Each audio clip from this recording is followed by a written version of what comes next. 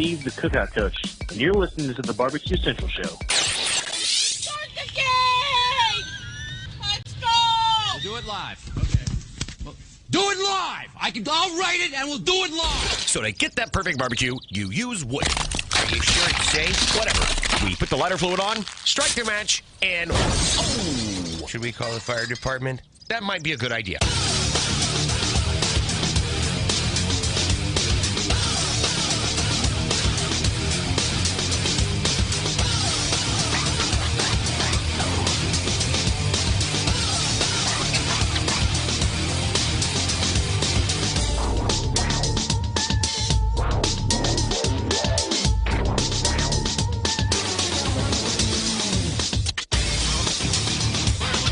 Good evening and welcome to the Really Big Barbecue Central Show. This is the show that talks about all things important in the world of barbecue and grilling.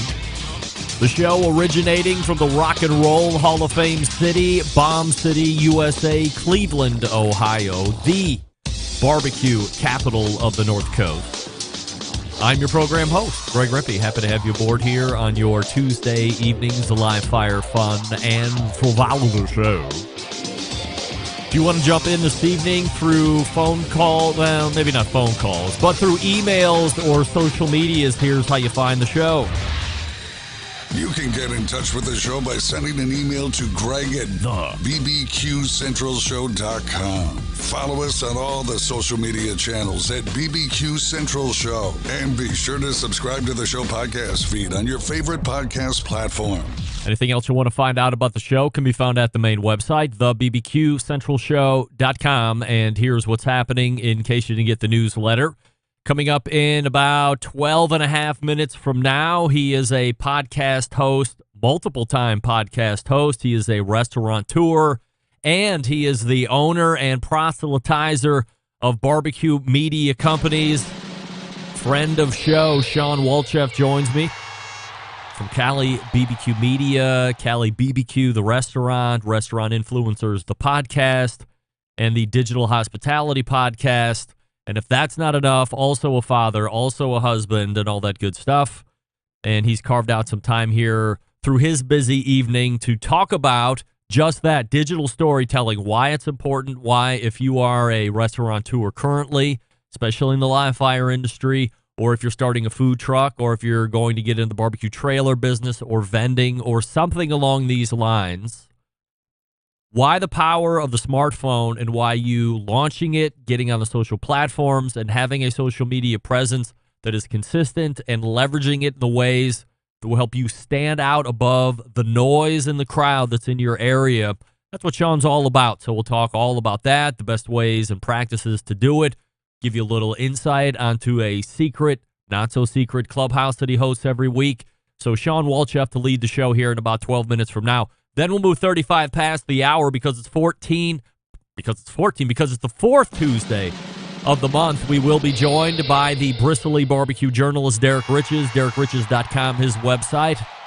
Some news items and releases have transpired here over the last month since we had Derek on the last time in September. So as October closes out, we'll talk a bit about what's hot news-wise, invention-wise, and release-wise in the live fire industry. Derek, always fun to get his insight and takes on what's going on in the live fire industry. And again, his website, DerekRiches.com. Read it if you're not reading it. Lots of great reviews, lots of great recipes, by the way, as well. That'll close the first hour, and then we'll move to the second hour. And why is that? Because the fourth Tuesday of the month in the second hour brings what? The Embedded Correspondents. Yes. The esteemed Embedded Correspondent and longest running from Texas, Barbecue Central Show guest Hall of Famer, Doug Scheiding joins us. Also, the second longest running Embedded Correspondent from Michigan, also a Barbecue Central Show's guest Hall of Famer, John Solberg, and rounding out the panel, none other than the trusted Embedded Correspondent from the great city of Utah, Rusty Monson, pitmaster of Salt City Barbecue, both the competition team and the trailer, which is seeing all sorts of success in the vendings of the greater state and area of Utah. So That's what's going on in the second hour Embedded Correspondents. We do have a fresh selection of 100% Assurity picks, which everybody loves, and then we have some other barbecue-related topics to give our thoughts on and ballyhoo about, not the least of which is a mail-order barbecue and the cost, and is it worth it, and what are you getting for it? And then we'll also talk about a extremely hot topic, which in about a week is getting ready to blow up, and that could be what? None other than the worst fast food sandwich ever to hit the face of the earth, and potentially the last time we might see it since its release in 1984, the McRib. Much to the chagrin of Rusty Monson, I'm sure, but it could also be spectacular marketing on McDonald's part. And while their marketing might be subject to criticism, when it comes to the McRib, certainly that is the leader in the industry in regards to marketing and how they pull it away from you people, and then how you're just clamoring for it by this time every year, and then they release it, and it's just a never-ending cycle. When we talk about breaking this, these are the things we're talking about. Eating crappy fast food pork sandwiches. Let's break that cycle. But no, you won't, but that's fine. We'll continue on. Don't forget, you can follow me socially, Instagram, Twitter, TikTok, Snapper Snaps, at BBQ Central Show. We say good evening to those of you watching the show tonight through one of the video streaming platforms. You can go to Facebook and Twitch/BBQ Central Show to watch. Also, you can take in the show via YouTube/RD Rempe, where there is a robust chat going on currently, if you're watching. Also, we want to take a second to say hello to the folks using our auto streaming platform, Clubhouse. So if you would rather hear us and not see us, Clubhouse is the way to do it.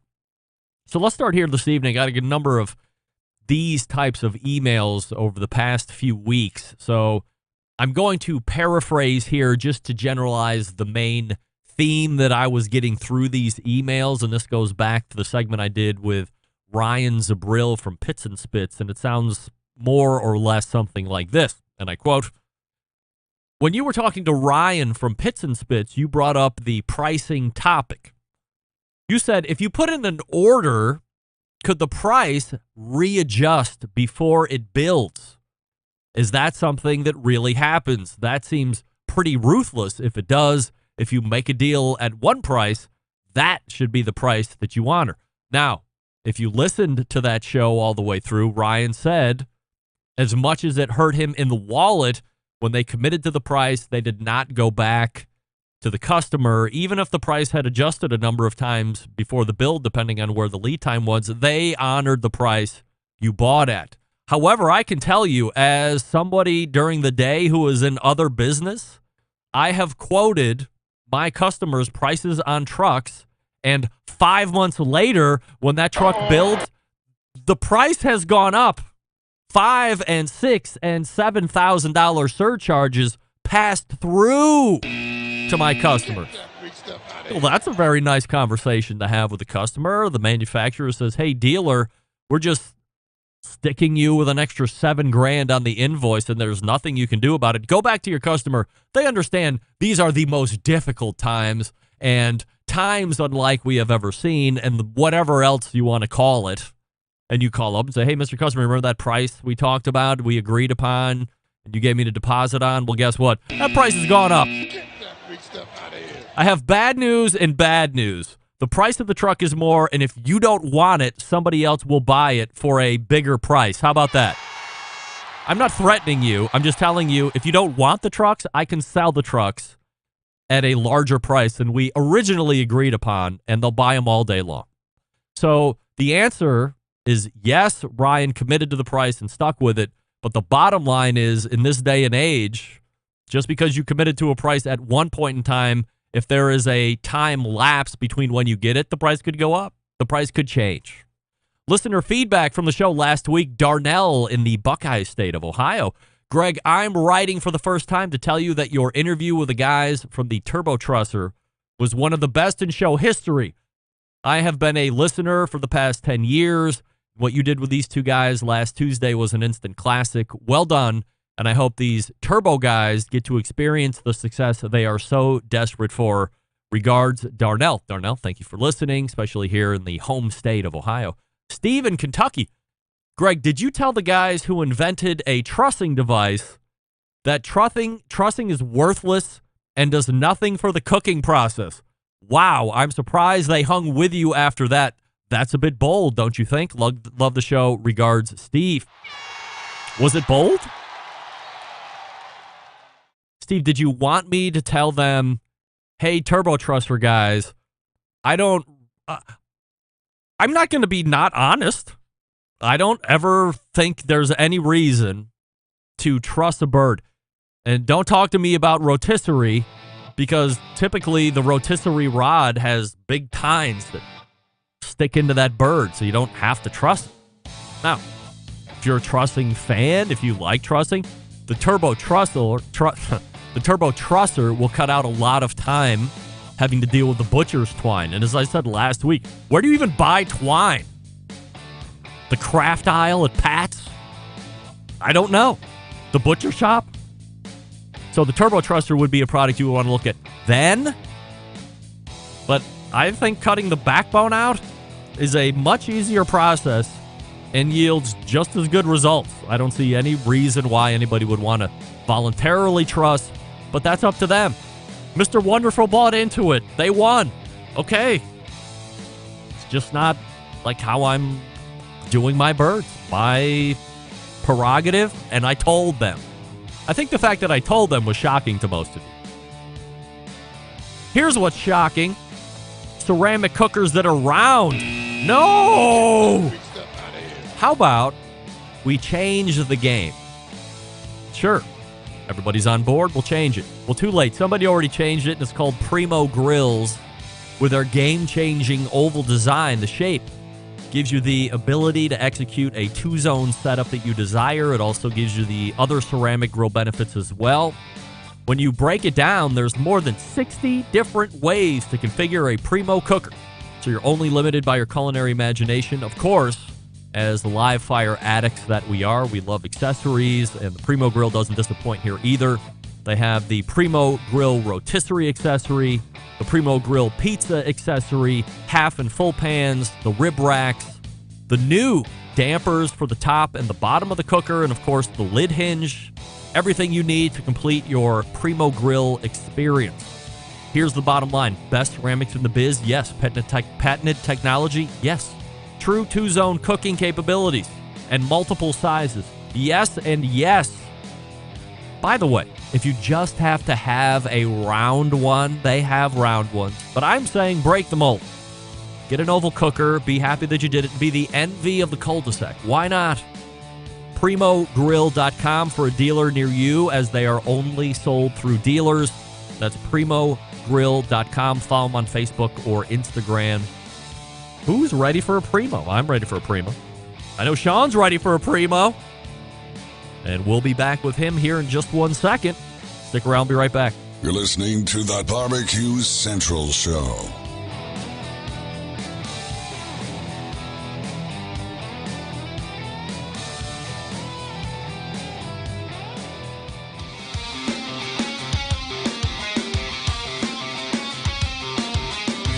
Broadcasting live from the BBQ Central Show studios in Cleveland, Ohio.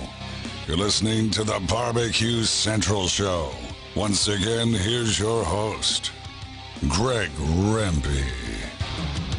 Welcome back. This portion of the show being brought to you by CookinPellets.com, your number one source for quality wood pellets for all your pellet-driven cookers. Visit CookinPellets.com for more information or to purchase or to see what other products they have that might complement your smokiness.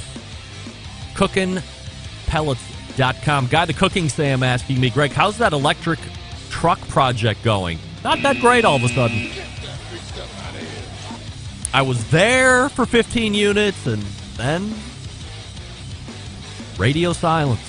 And as we all know, time kills deals. Hey, if you are in the restaurant game and you're looking for a show that brings you the leaders in the industry and getting their stories of how they became successful, did you know that almost all of them are using this device that we all have access to, the smartphone, but they have leveraged its storytelling capabilities to enhance their position in the market?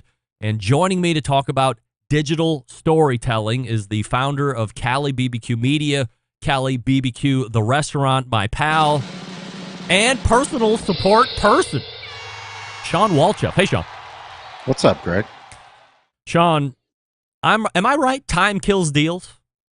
Time kills deals, and price goes up. You're absolutely right. Before we get into it this evening, Shawn, let me ask you what you ask everybody on restaurant influencers. Where in the world is your favorite stadium, stage, or venue? Center court at the Wimbledon, and that is because of You've my been there? grandfather. I've actually completed the Grand Slam, the tennis Grand Slam. I've been to Roland Garros, I've been to Wimbledon, been to the Aussie Open, and been to the U.S. Open. You're that much of a world traveler? I have been very fortunate Wow. because of my grandfather. Yeah, I knew you would go summer. I bet you didn't know that. You didn't know that fact. I knew. No, I did not. But I knew you would summer in Bulgaria for weeks on end. But I thought that was more of a wife thing. Not much tennis in Bulgaria. Yeah, not much tennis in Bulgaria. But yes, center court of Wimbledon. Wow. All right. Well, that is definitely one I didn't expect. I thought maybe football could be a Chargers thing, but definitely SoFi Stadium.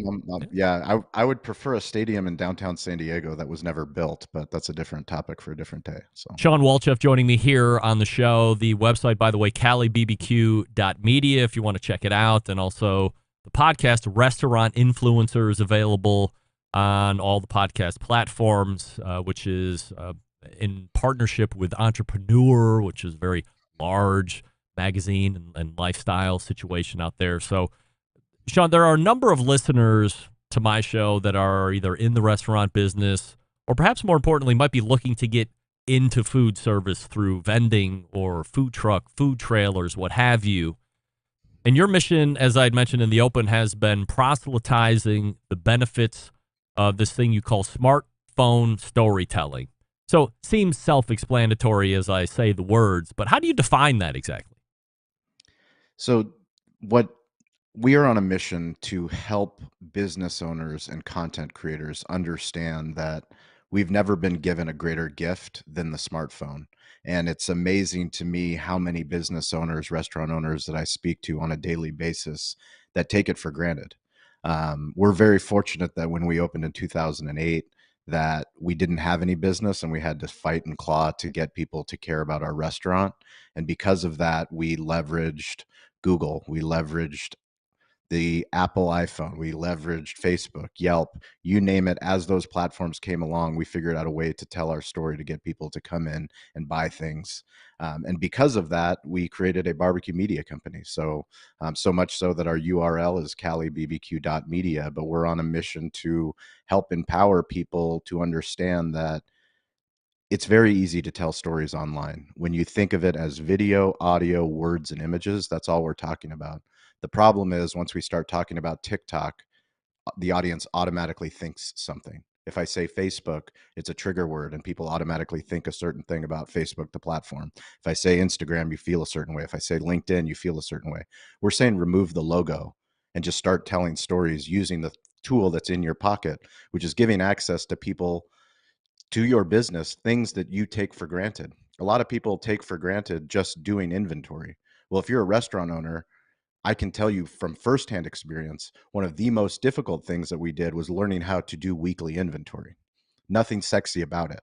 But someone on the internet that wants to improve their restaurant will need to know, why is it important to do weekly inventory? Well, it's important so you get a weekly profit and loss statement. That weekly profit and loss statement will actually help you stay in business. Well, who would care? Why would a customer care? Well, the customer is going to care that you're a business owner that cares enough to do inventory, that actually wants to stay in business. Shawn, I think a lot of people can put together the importance of this thing in a message, but the minute they actually turn it on and go to hit record, there's a lot of different things that start going through their mind. They're anxious, they're nervous, nobody's going to care what I want to say. How do you work through those hurdles?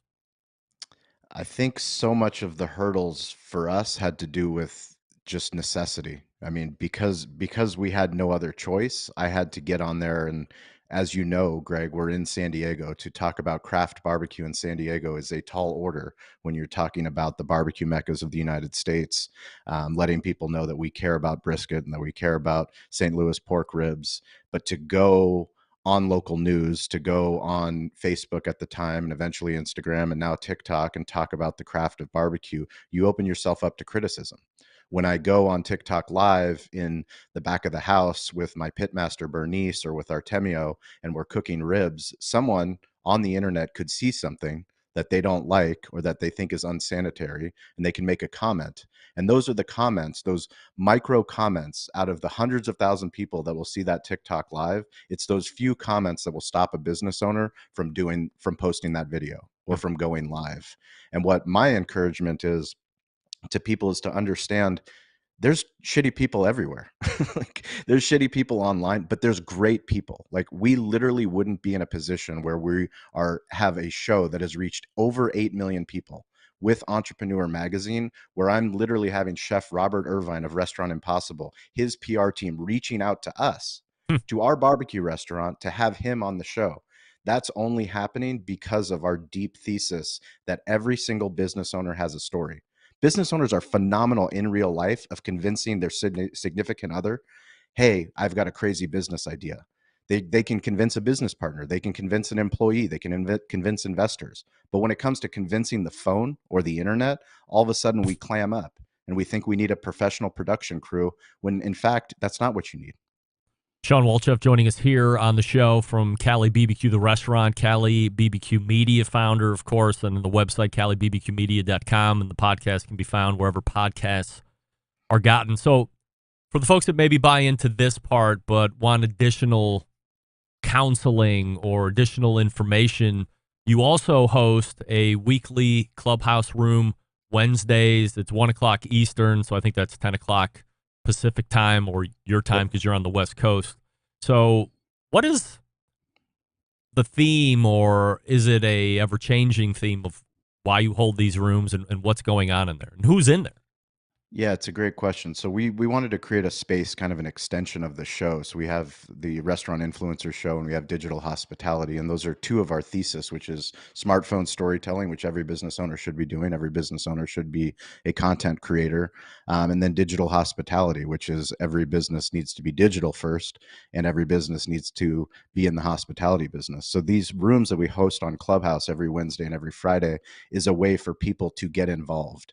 You know, my grandfather, we spoke about him earlier. He was a very curious Bulgarian that accomplished so much in his life after, being born in a village. And he said, stay curious, get involved, ask for help.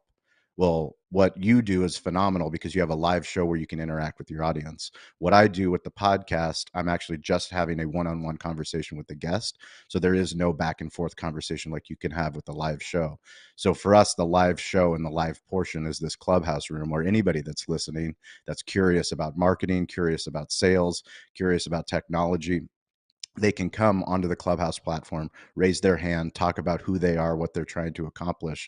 And because we have so many different diverse people, leaders in the digital hospitality space from all over the globe, we can have a great conversation. Shawn, when we have talked about social media in the past, and I've talked to some pretty heavy hitters in the social media world here over the last number of years, and there seemed to have been a time a handful of years ago where the leaders of this technology or the social industry were telling people, if you're a business, for instance, Shawn, Cali BBQ, you need to have a Cali BBQ restaurant social account. But then if you want to be Shawn Walchef, you can have the Shawn personal account, but don't intermingle the two. It's confusing. It's brand confusing.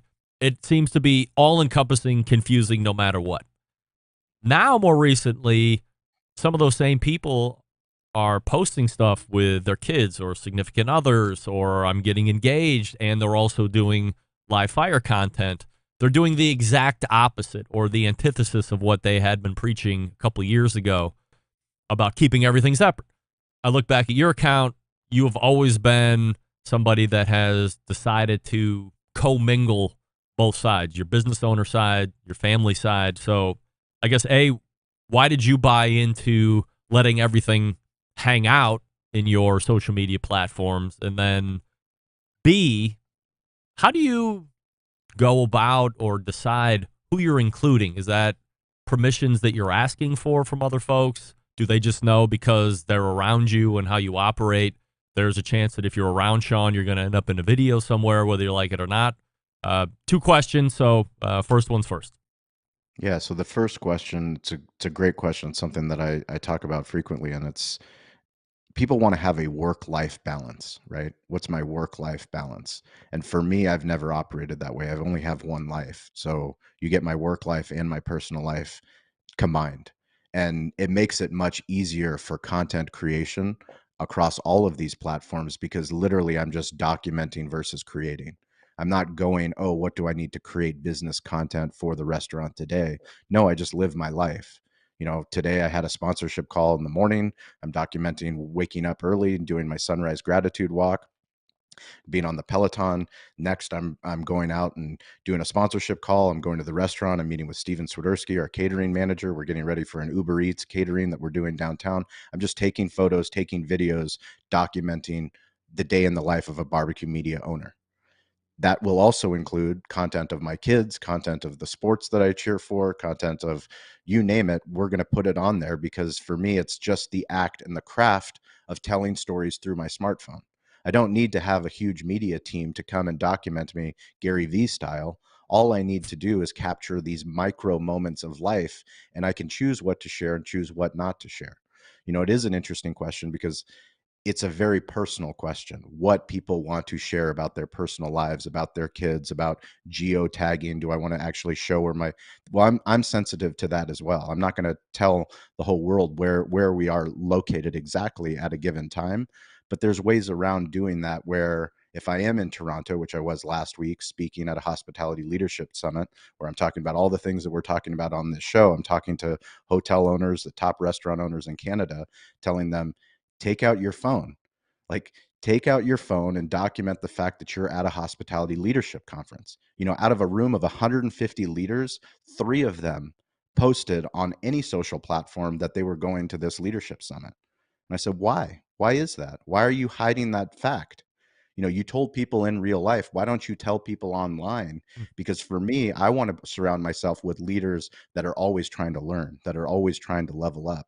So that's the business side. The personal side, back to how do you know who's comfortable and who's not comfortable? It's the same way that we know in real life who's comfortable and not comfortable. If someone's not comfortable when I'm on camera, then I'm not going to put them on camera. But you'd be surprised at the people that you find that are comfortable, that are great on camera, that are literally just waiting for that camera to go live. Because once they go live, the magic happens. You go, oh my God, this personality, where has this personality been? And we need to get more content of this person. Do you find that accounts that are giving those micro shots of life, family, work are the ones that are winning more than the ones that are holding back? Because, I mean, if I'm being honest, I look at how much I don't document, and 90% of it is me knowing I'm not going to shoot a video. I'm not going to shoot a picture. And then I'm almost fighting with myself in I don't want to make it seem like I'm getting to do this or I'm getting to do that and you aren't. I don't want to be a braggart or a look at me. And maybe I'm getting that confused or misconstrued in my own head and people want to see that. But I'm always very leery of putting something out there where it seems like I'm getting to do something and you're not. So I think it's a great point, and it's something that I struggled with a lot with my own weight loss journey and my own trying to struggle with eating better and trying to work out more. When I would see pictures of my friends or people that I follow posting workout videos, it made me upset and go, what the fuck are you doing? You know, who do you think you are? Like, you're trying to brag that you were, you know, on the Peloton this morning. Well, what I've found is once I've removed myself from thinking about what other people are thinking and just posting it to post, I'm finding that me posting has actually been encouragement to other people. I mean, literally, I tell this story all the time is Peloton never sold me a bike. I bought a Peloton because I saw other friends getting in shape, getting healthy, posting about their Peloton. So you never know who's watching the content that you're posting. I'll post on LinkedIn about toast or something that we're doing in the restaurant space, and somebody won't comment on it. But when I go to a trade show and I'm at the National Restaurant Association, they'll pull me aside and say, hey, that one video that you did. And I've never met this person before, but they're following me. They're watching the content. And maybe it's a content about toast, or maybe it's a content about me being sober. You never know who's watching the content, and until you start sharing of your whole self, because Greg, you have an incredible audience. And I know every time that you post personal things, Stover, the barbecue hunk, myself, Doug, we all want more of it because we want more of Greg. You've given so much for 16 years to this barbecue community, this live fire community. But selfishly, I want more of Greg. And I think the internet does. And that's the intrigue of who's willing to share and what are you willing to share. I mean, I have a friend of mine, Kyle and Sarah, that's on TikTok, crushes it on TikTok. He does restaurants and real estate, but he posts TikTok content of his dog that helped him get multi-million-dollar real estate listings because of a dog, because a landlord saw the same dog that he has, and that made a connection. Shawn Walchef joining us here on the show, talking about smartphone storytelling and why you should be doing it if you're not, why you should be getting over yourself like me and doing it even more. Here's a comment coming in from Smokin' Joe's Pit Barbecue. I got toast because of Shawn. How about that? So that's just affirmation. That's an affirmation of a company that you bought into. It seems like years ago I've been hearing Shawn talk about toast. But, I mean, you again, as much as you will proselytize about smartphone storytelling, this is a great, I guess you used the term case study earlier when we were talking about I'm going to unbox, I shoot videos of this. We have incorporated it in our business, and it's paid off for you and partnerships and otherwise getting to know top men and women at that business. Yeah, I mean, I think so many people think about, well, who's going to care? Who's going to give a shit if I do this video? Or what if nobody likes it? Or what if, I don't get any followers because of it? For me, it's the act of the craft of storytelling with your smartphone, of learning how to document, of learning how to take better photos, to take better videos, to do a better job of posting. That's the thing I love about being a podcaster. And so much of what I've learned from you, Greg, is you don't give yourself enough credit for how many different platforms you've evolved. Your show has evolved for 16 years of all the different RSS, like the RSS feed, and where does it have to go? And where do the show notes go? And where does it needs to get uploaded to YouTube? Is it a YouTube short? I mean, because of podcasting makes you a publisher. You're literally an internet publisher. You have to learn how to be where the attention is. But because of that, you don't discriminate. I mean, you and I had a conversation about LinkedIn earlier this week, that you couldn't believe that there was an audience on LinkedIn and you had been, not discriminating the platform, but just not giving it the power that you thought it had. Right. And now we're posting to it and we're seeing the results. Yes. So as you said, every platform is important. We're talking with Shawn Walchef, owner of Cali BBQ restaurant out there in Spring Valley, and of course the creator of Cali BBQ Media and the website calibbqmedia.com. The podcast is Restaurant Influencers. So if you're looking to get some great information from the top folks in the industry, what they're doing to win, make sure you're subscribing to that, available on all the podcast platforms. And keep up with Shawn. Where can people find you socially, Shawn, if they want to follow you? Easily, you can go to @Shawn P. Walchef, ShawnPWalchef, and that is on TikTok, Instagram, LinkedIn, Twitter, Facebook, all the fun platforms. I'm weirdly available. Please join us on Clubhouse.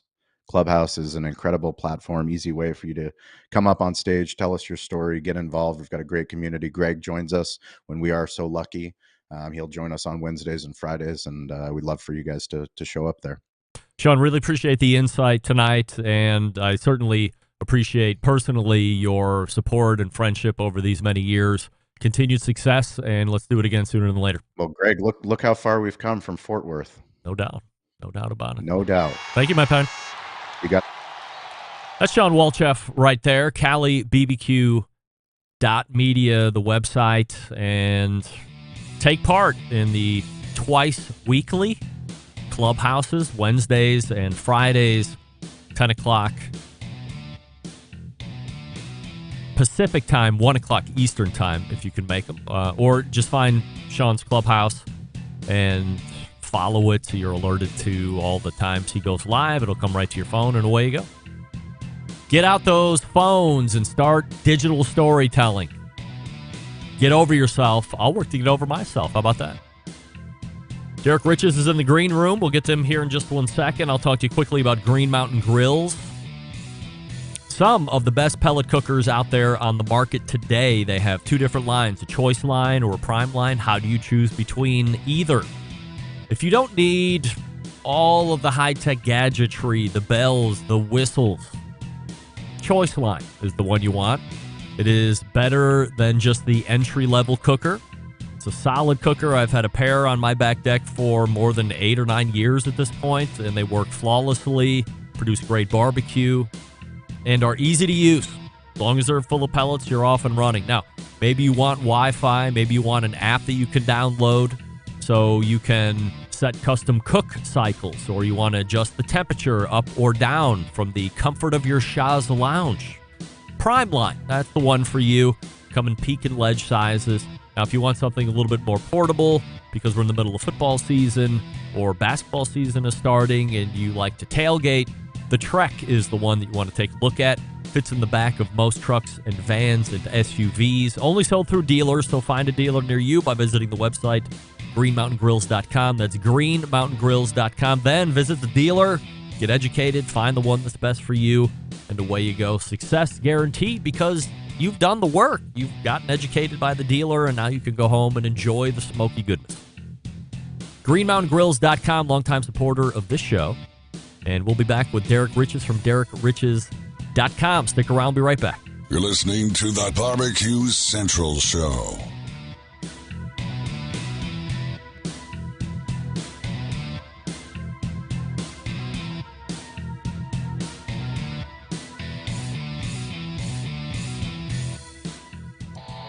Howard Stern, Jim Rome, Dan Patrick, and Greg Rempe. The Mountain Rushmore of talk show entertainment. Now, let's get back to the Barbecue Central Show. Thanks again to Shawn Walchef for joining me last segment. Cali BBQ .media, the website. This portion brought to you by Fireboard. Monitor up to 6 different temperatures simultaneously. Connect to Wi-Fi for cloud-based monitoring or connect via Bluetooth. If you have Alexa or the Google Assistant in your home, you're in luck. Fireboard is fully integrated with both. Find out more by visiting fireboard.com or call 816-945-2232. That's Fireboard 2, the Fireboard 2 Drive, and the Fireboard 2 Pro, and the Fireboard Spark. Hey, it's the 4th Tuesday of the month, and that means it's time to go to the hotline and welcome in one of the most respected barbecue journalists in the business. He is also a Barbecue Central Show's guest Hall of Famer. Check him out where he's writing, DerekRiches.com. We welcome back Derek Riches. Hey, Derek. Hey, Greg. How you doing? I am fabulous, and we have plenty to get to here as, I don't want to say news is literally breaking today, but literally news is breaking today as it relates to one of the biggest manufacturers and popular brands in the live fire industry, perhaps the most synonymous with live fire industry, at least here in the States, probably the globe, which is Weber, which was approached for buyout from their biggest shareholder, BDT Capital Partners. Not to get too far into the weeds, but they were being offered $6.25 a share, which at that point was a 24% premium on the remaining shares. So a few different questions for business here. Can Weber decline the buyout? Legally, yes, they can. I mean, it is a non-binding arrangement, so there's probably leverage room in there for them to kind of go, no, we don't want to do this, but BDT already owns half the company. Yeah.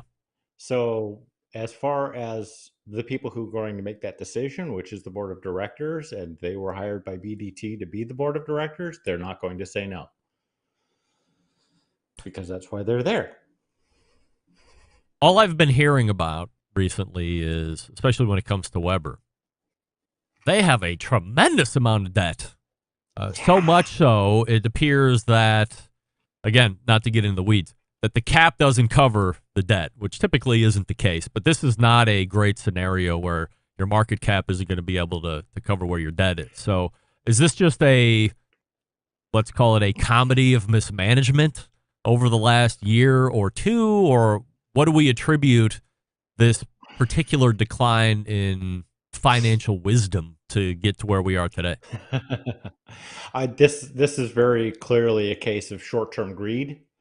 The idea that they could take the pandemic numbers, which were phenomenal, and say, hey, this is just the future, and try and ride with that to get out there and get the stock strong enough to kind of cover the debt position. But nobody was seeing through it. I mean, the stock has steadily declined since the IPO happened. And I mean, it's a pretty straight down graph. Well, I mean, if you look at any company that went public during the pandemic, especially in this sector, they all seem to have taken similar trajectories. They all seem to be going right down to the bottom, where they might have started, in the mid-teens as an IPO. Some started higher than that, but they're all, $5 or less, $3 or less. Which is why we're already seeing news coming out saying that this Weber move by BDT, that BDT basically taking Weber back off the public market, because that's what they're doing. Really, This is not BDT moving in to take over the company. This is BDT who bought the company from the Stephen family 12 years ago and was its owner, buying it back from the public market space. There's already stories going out about this. This could just be the beginning of, the reverse IPO going on. And there's already word, I mean, Traeger stock jumped on the rumor that the same thing was going to happen to Traeger, that it was going to go off the public market, that it would stop being a publicly traded company. So, I think we could see a lot of that, because most of these companies don't have anything to stand on. How easy is that to go public and then to go not public? I'm assuming it's just a shitload of lawyers. There's lawyers out there, they're going to be payday through the end of the year. They're going to be really happy with this, but it's not that difficult. I mean, it's the paperwork. The going public is the hard part. Going in and saying, we're just going to buy out all the stock, that's not so difficult. Yeah. But, you also have to think that when BDT sold all that stock in the IPO, they sold it at, what was it, $14.50 a share? And now they're offering $6.25 a share. Yeah. It's not like this is a money loser for them. They're buying back the company. They're buying back the 20% or so of the company that's publicly traded for a tremendous premium from what they were paid to sell the company. Yeah. So, it does work for them in that way, but it really, what I see this is as a publicly traded company, Weber has to report everything. They have to say what their debt is. They have to say what their revenues are. They have to say what their problems are. And while you sit there and say their market cap doesn't cover their debt, the reality of it is if you look at their projected revenues over the next 10 years, that doesn't touch the interest on that debt. So it's in a death spiral at the moment, and getting it out of the public eye is the first step to kind of saving it. That's what I see here is we need to get this out of the news. We need to stop people from sitting there going, oh, Weber, yeah, that was a big company, but boy, look what happened to them. We need to stop that discussion from happening, and taking it off the public market is the first step. So getting it off the public market, getting it out of complete transparency and into a more, we'll show you what we want to show you ability is the best way to go. Well, yeah. I mean, Weber was always an extremely secretive company. You didn't know what Weber was up to until they said they were up to it. I mean, other than leaked products, which has become an issue only in the last couple of years. But, for the most part, they were very secretive. They never said anything about how big the business was or how much money they made. And then being public, they've got to put all that information out there, and it's killing them. And that's where they're headed, I think, is. So you know. in the meantime, there's been a few releases from Weber. They released looked like a trademark drawing of this new double burner system, if you will, which there's not to get into the weeds, a bigger burner, and then running right alongside of it, a smaller burner, which, according to the write-up, said it will allow you to do more consistent low and slow temperatures. But then for somebody that likes to grill or using the grill as a grill, the bigger burner will allow you to get much higher searing temperatures than you're usually used to on a Weber grill. So for the one that I have, which I think is going on, so it's a Genesis version. So there was the original Genesis that everybody loved, and then they did like a revamp #1 of the Genesis, which sucked, and then they revamped that one. So I have the second revamp, which was a little better, but even with all the burners cranked up, I'm at 500 degrees max, which is fine. Right. I'm using the grill grates, so the aluminum gets really hot. I still get the sear and stuff, but it just doesn't seem to have the horsepower that I was used to in the version 1 Genesis that I used to own that everybody loved. So is this something that you think could help bring back some of the horsepower of the olden days of the Genesis? Well, I mean, that is a big problem that they've had, And is there a federal guideline that's keeping horsepower down on grills, or they're just cheap?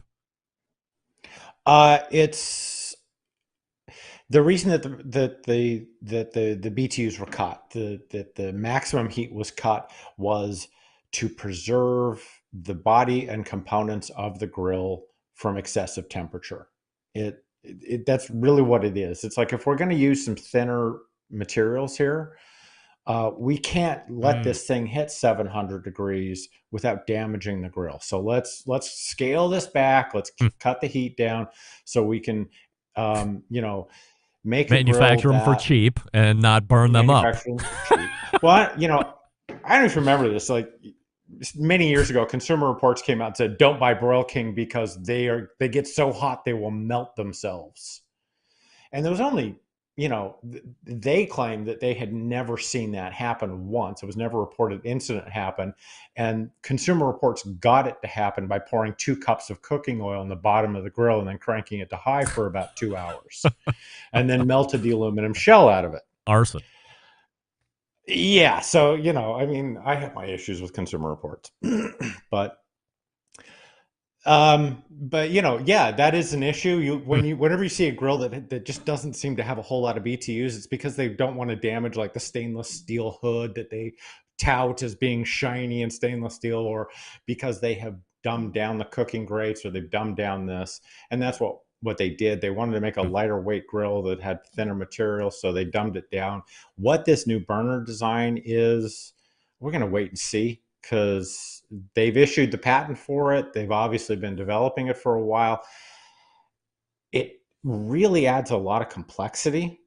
I mean, because basically what you have is one valve that, when you turn it on to very low, one burner is going to run, and it can run, what is it, like 1,350 BTUs at the bottom end.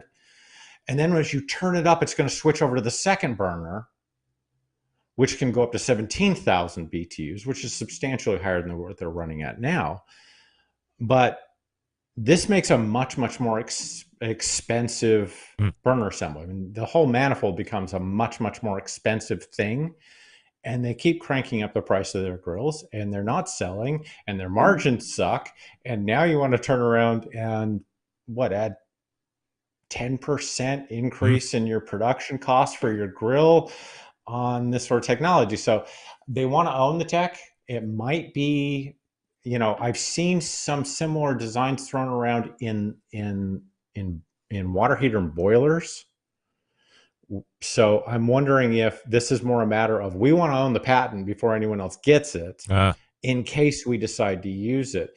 They put out, the patent itself is really generic in the fact that they just used the modified drawings for the Genesis manifold.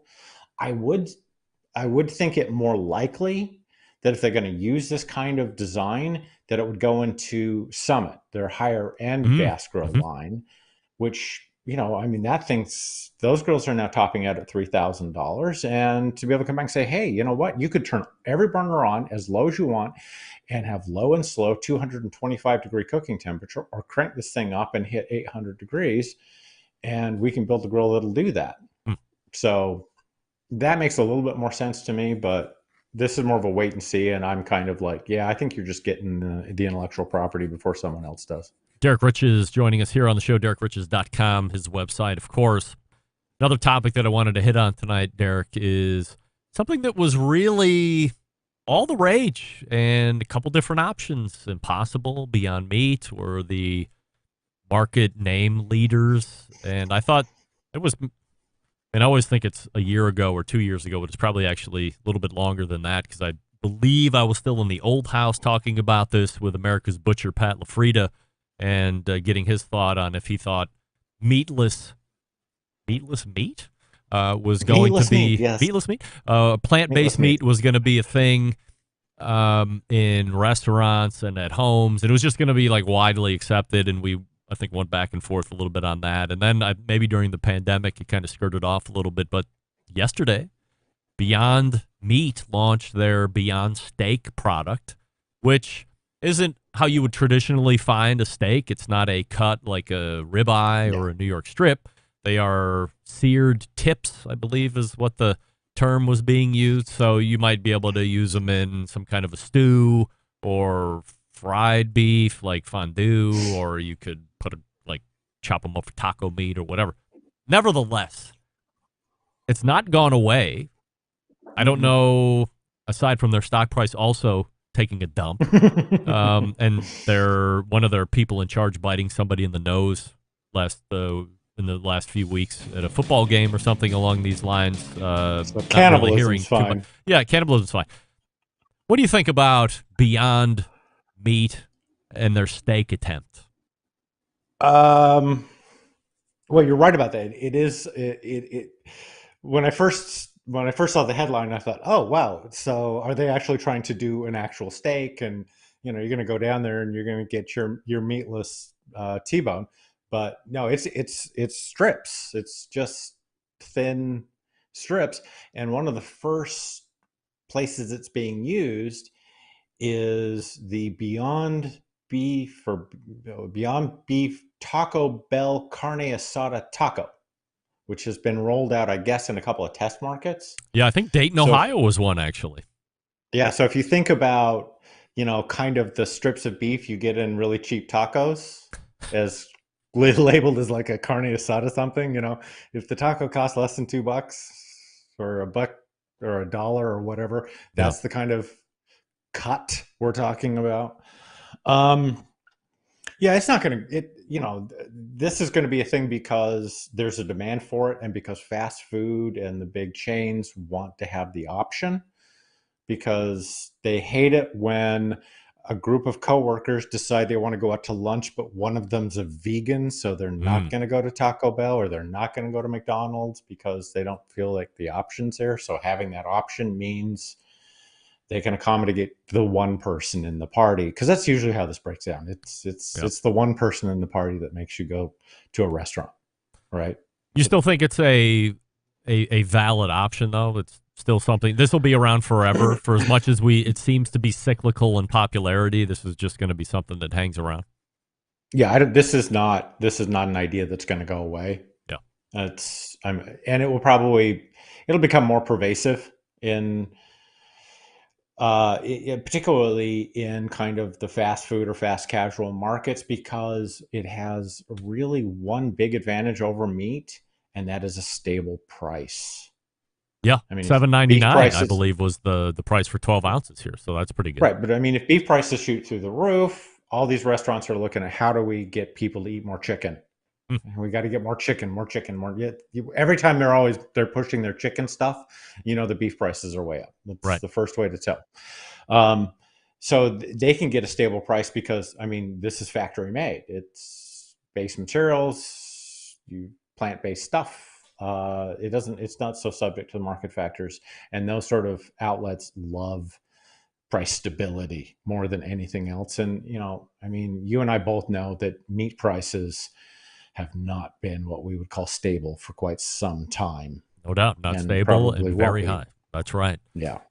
Derek Rich is joining us here on the show as he does every month on the fourth Tuesday. DerekRiches.com, his website. Appreciate the time, as always. A look inside the Weber stuff. Anxious to see how that plays out here over the next handful of weeks and as the year closes out. And we'll see what's happening in a month in November. Derek, always appreciate the time. All right. See you the Tuesday after Thanksgiving, I think it is. All right. We'll figure out what to do with those leftovers, for crying out loud. Derek Riches from DerekRiches.com joining us here on the show. If you're not subscribed to his newsletter or checking out his website, certainly a place you want to go to regularly because he is breaking it down, getting the inside scoops and giving you the stories that you need to hear in the live fire industry. That's why we have him on. That's why he's a guest Hall of Famer, for crying out loud.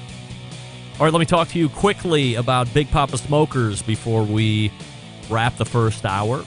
The one-stop online shop for all things barbecue, a curated selection of only the best outdoor barbecue and cooking supplies, getting you on the path to better barbecue results in no time. Everything at Big Papa Smokers has been Pitmaster approved by Sterling Big Papa Ball himself, from the award-winning rubs and sauces to the American-made grills and smokers. Big Papa Smokers has everything you need to be a better outdoor cook. 13 perfectly balanced flavors, transforming ordinary meals into extraordinary meals. Whether you're cooking to impress judges or grilling for your family, Big Papa Smokers' award-winning rubs and seasonings just don't disappoint. Also owning Granny's barbecue sauce, so if you're looking for a new go-to sauce that will please everybody, Granny's barbecue sauce is the one you want to try. Great as a sauce right out of the bottle, or if you're looking for a new base sauce, you can try Granny's as a base sauce and then trick it out as you see fit. Aside from the premium selection of rubs and sauces, they're also offering the very best charcoal, pellet, and wood cookers available on the market today. If you're looking for a versatile smoker that's easy to use, check out that Mac 2-Star General Pellet Cooker. Big Papa Smokers, the exclusive Mac dealer, even offering special packages. If you don't know what grill you need, call and ask questions. 877-828-0727. That's 877-828-0727. Or shop the website bigpapasmokers.com. We're back to wrap the first hour right after this. Stick around. We'll be right back. Continuing to produce incredibly mediocre content in an exceptionally professional way. You're listening and watching the Barbecue Central Show. Once again, here's your host, Greg Rempe. And we thank Derek Riches for joining us last segment. This portion being brought to you by Pit Barrel Cooker, the most unbelievable outdoor cooking device on the planet, currently available in 3 sizes with a host of accessories. Doesn't matter if you're just a beginner or if you are a professional. It's a cooker you want to add to the arsenal. Visit pitbarrelcooker.com and tell them the Barbecue Central Show sent you. Noah Glanville slated to come on this show end of next month, I believe. So just locking down those details with boss number 2, Amber. So looking forward to having Noah on the show here in just a handful of weeks. All right, so we thank, once again, Shawn Walchef for leading off the interview segment 14 past the hour, where we talked about smartphone storytelling, why you should be doing it, getting over yourself, what content seems to be hitting and engaging the most. And then, of course, we just were speaking with Derek Riches from DerekRiches.com, talking about the Weber buyout from BDT Capital, which is their largest shareholder at the moment. What that does positively for Weber, getting them potentially out of the public space and back into the private sector, which, according to Derek, is the thing they should want to do the quickest. We tossed around that new burner patent. We'll see if that actually goes anywhere. Derek seems to think it's an IP grab at the moment, and then you might see it in the grill down the road, but he doesn't foresee that in the near future. All right, we are pointing to the second hour, where you will see visits from the Embedded Correspondents. Plus, I have some top of the second hour takes that I'm going to get to as well. One that has nothing to do with live fire whatsoever, but you might want to hear it, especially if you got an athlete in the house. Stick around. We'll be right back. You're listening to the Barbecue Central Show.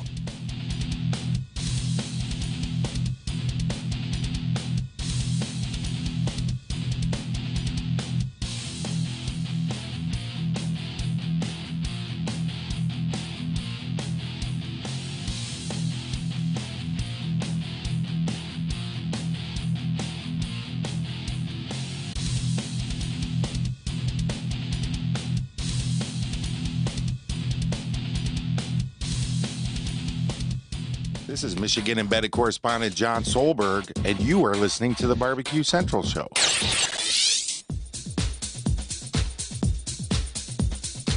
Happy to have you aboard here for the really big barbecue show.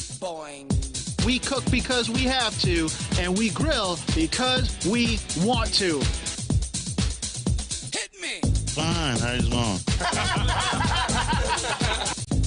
You have a great show. I'm a big fan.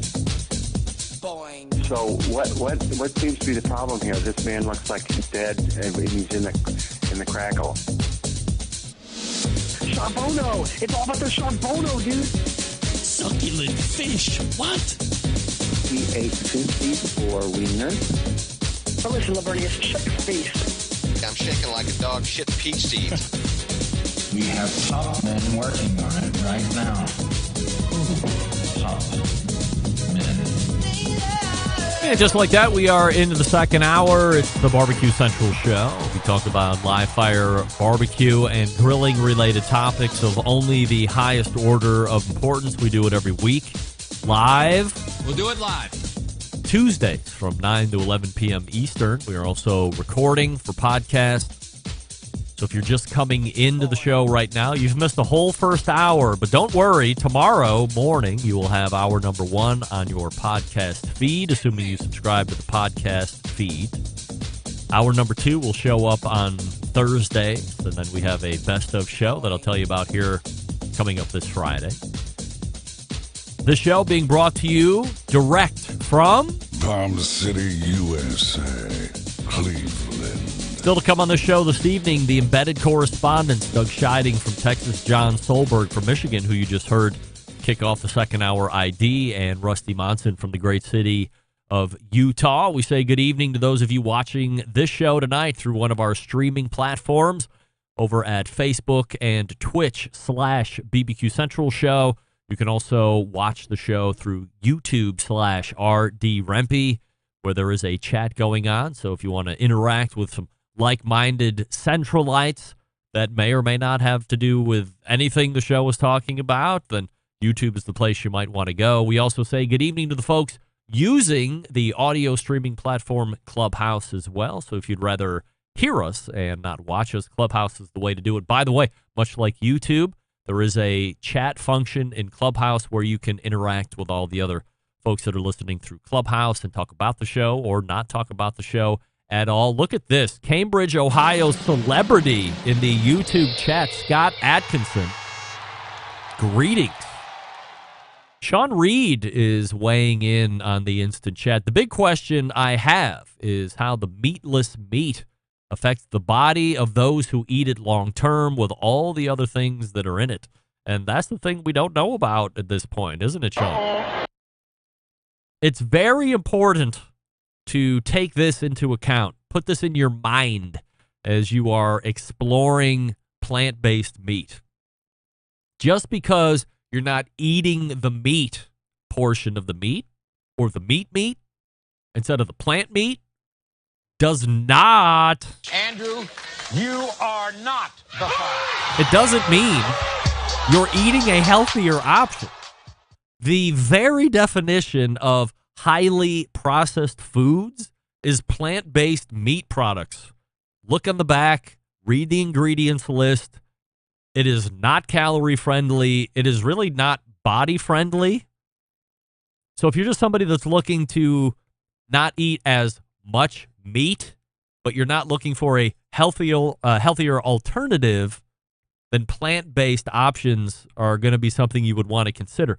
But don't switch your diet to go to plant-based meat without doing your due diligence on how this diet is going to affect you. Because if you think that you're just going to switch to this and become skinny queen, wrong. You could be fat. And then you're going to need David Leans when you didn't even need David Leans. I mean, you do. But now after you're eating seared plant-based Beyond Meat tips after Beyond Meat tips on Beyond Meat tips and you're 800 pounds, how could this happen? Read the ingredients. It's not a healthier alternative. It's just an alternative to not eating meat. So again, if you eat a lot of meat and you're worried about it, or you don't need the protein or whatever it is, and you're just looking for something that appears to be meat-esque, and I'm going to try it and give you my honest opinion. Maybe that'll be the next embedded correspondent for November, as we all have to go out and get beyond meat beef tips and give our reviews for them. I think everybody is flying. I see Doug and John in the green room now, and they're like, no, but we've eaten worse, guys. So maybe that'll be the new decree that I put out here over the next segment or two. But again, if you're looking to stop eating as much meat, then this is an opportunity or an option for you, but not a healthier alternative. Coming up on the best moments of the Barbecue Central show in 10 minutes or less this Friday, episode 252, taking you back to November 17th of 2015, week 4 of the 5 weeks of Barbecue Central Show Guest Hall of Famers continues. And this week featuring my mom, Connie Rempe. In this particular segment, we were getting ready for Thanksgiving that year back in 2015. So while this particular segment is a bit dated, going on 7 years this Thanksgiving, the info and ideas for you to try are just as relevant as they were back when this segment initially aired. And if you end up trying any of these recipes or methods over the course of this holiday season, let me know how they panned out for you. Hit me up on the email, greg@thebbqcentralshow.com. Love the feedback. And don't forget, you can get in contact with John, Jon, at thebbqcentralshow.com if you would like to hear a past guest or segment that you feel has been lost in the archives and deserves to be shown a spotlight once more. Now, if you don't mind, I'm going off the board on this one. So go ahead and tune out if you don't have any interest in college sports or sports in general, or have kids that are sportsters, or might have aspirations of getting into college sports, whatever. This past weekend, my immediate family and I were in Greensburg, the majestic, palatial Greensburg, Pennsylvania, at Seton Hill University, celebrating all of the senior volleyball players. And in regards to matches, Friday was brutal. IUP blew the doors off of us in 3. I don't even think that set won an hour. Saturday, the Lady Griffins were able to recover and pull out a 5-set win against University of Pittsburgh Johnstown to make the weekend feel a little bit better for everyone that attended. But here's what you don't know, and perhaps what you should know, and what I want to speak out on tonight, because I don't know how it is for everyone else that has kids on a college sports team. And it doesn't matter what division.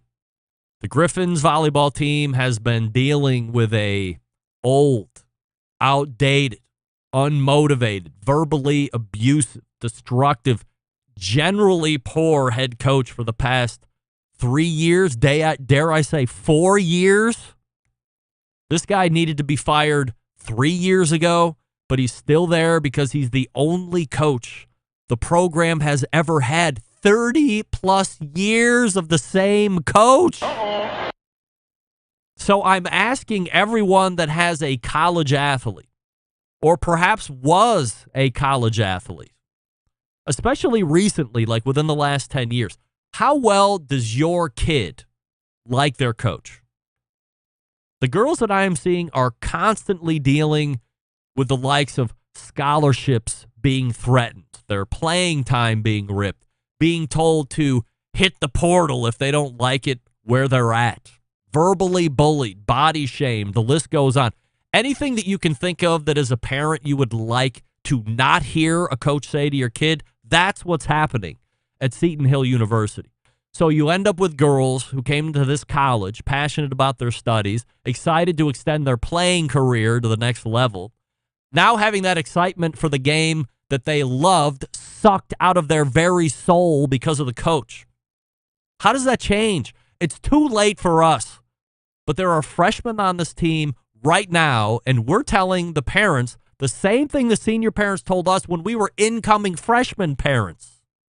That cycle has to be broken because this guy specifically has no idea where to meet these girls where they are in order to motivate them, coach them, support them, do all the things you would expect a head coach to do at this level. And here's a microcosm of what I'm talking about. After the loss Friday, we had a team dinner in the gym. There are 6 four-year seniors on the team.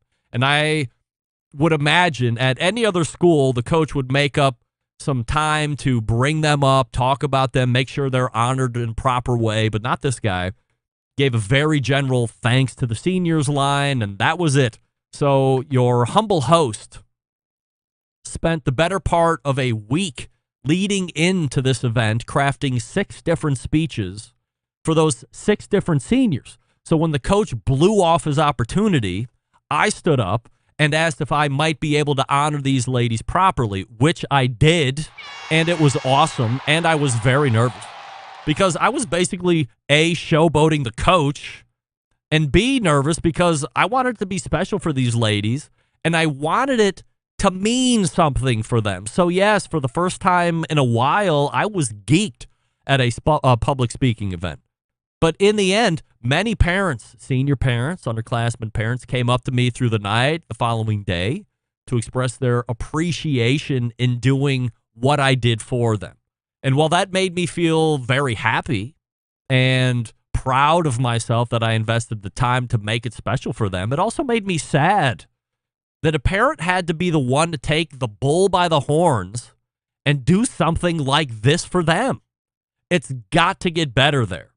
It's got to change sooner than later because this team has talent, but they are a group that is intimidated, scared, beat down by a bitter old man who should be walking in the woods of Greensburg and potentially getting lost and dropping off of a cliff instead of coaching elite athletes and ruining their love for the game. So if you've been through it like we have, I would love to hear about it. And if anything was done to remedy it, please hit me up, Greg at thebbqcentralshow.com. And can we please get these 2 coaches fired at Seton Hill University? Can we do that? All right, back to the live fire stuff. Absolutely, because we have the embedded correspondents ready to rock and roll in the green room. Before we do that, I'm telling you about week 17 of David Leans. That's right. Well, bad news. Last week, twice, beginning of the week, I bit my lip, bottom lip, twice in successive days, as hard as I have ever done. And the second time I did it, there was a fleeting moment where I thought I was going to pass out because of the pain. It was that bad. I'm sure you've been there right along with me. But what happened 2 days later? Thursday, the chancre starts to set in. Big canker sore, like the size of my head, but it's here on my lip. Well, guess who wasn't doing a lot of eating since last Thursday? Me. Guess what? When you're trying to pack on the weight at this point in the game and you're not eating, it doesn't work really well. So we're fighting through a little weight loss, unintended weight loss through the week, because I'm not putting in the calorie eat because my lip hurts. Hopefully I'm on the other side of it. It's not as bad. I was able to eat a little bit today, but literally, other than some rice or some very low-calorie items, there hasn't been a lot of eating. But David hanging with me, checking in. How you eating? Do you need other options? Blah, blah, blah. Readjusting the weight goals for this week, trying to get back on track. And that's the benefit of dealing with somebody like David McDowell, a professional, somebody who's holding you accountable, but somebody who is understanding where you're at in your everyday and then adjusting on the fly as needed. Join me now. It's the last quarter of the year. Start now. And by the time January rolls around, you'll be ready to start month number 4. Or month number 3, I guess it was, since we're getting ready to start November here. Make the last 2 months the best 2 months of the year, health and eating-wise. Join me in this health adventure. It's fun. You'll buy into it. And then we can compare notes and send pictures of each other shirtless. We're not going to do that. I say this with peace and love. We're not going to do that. DavidLeans.com/BBQ to sign up. That's DavidLeans.com/BBQ to sign up right now. Join with me. Let's go. All right, we're back with the Embedded Correspondents right after this. Stick around. We'll be right back. You're listening to the Barbecue Central Show.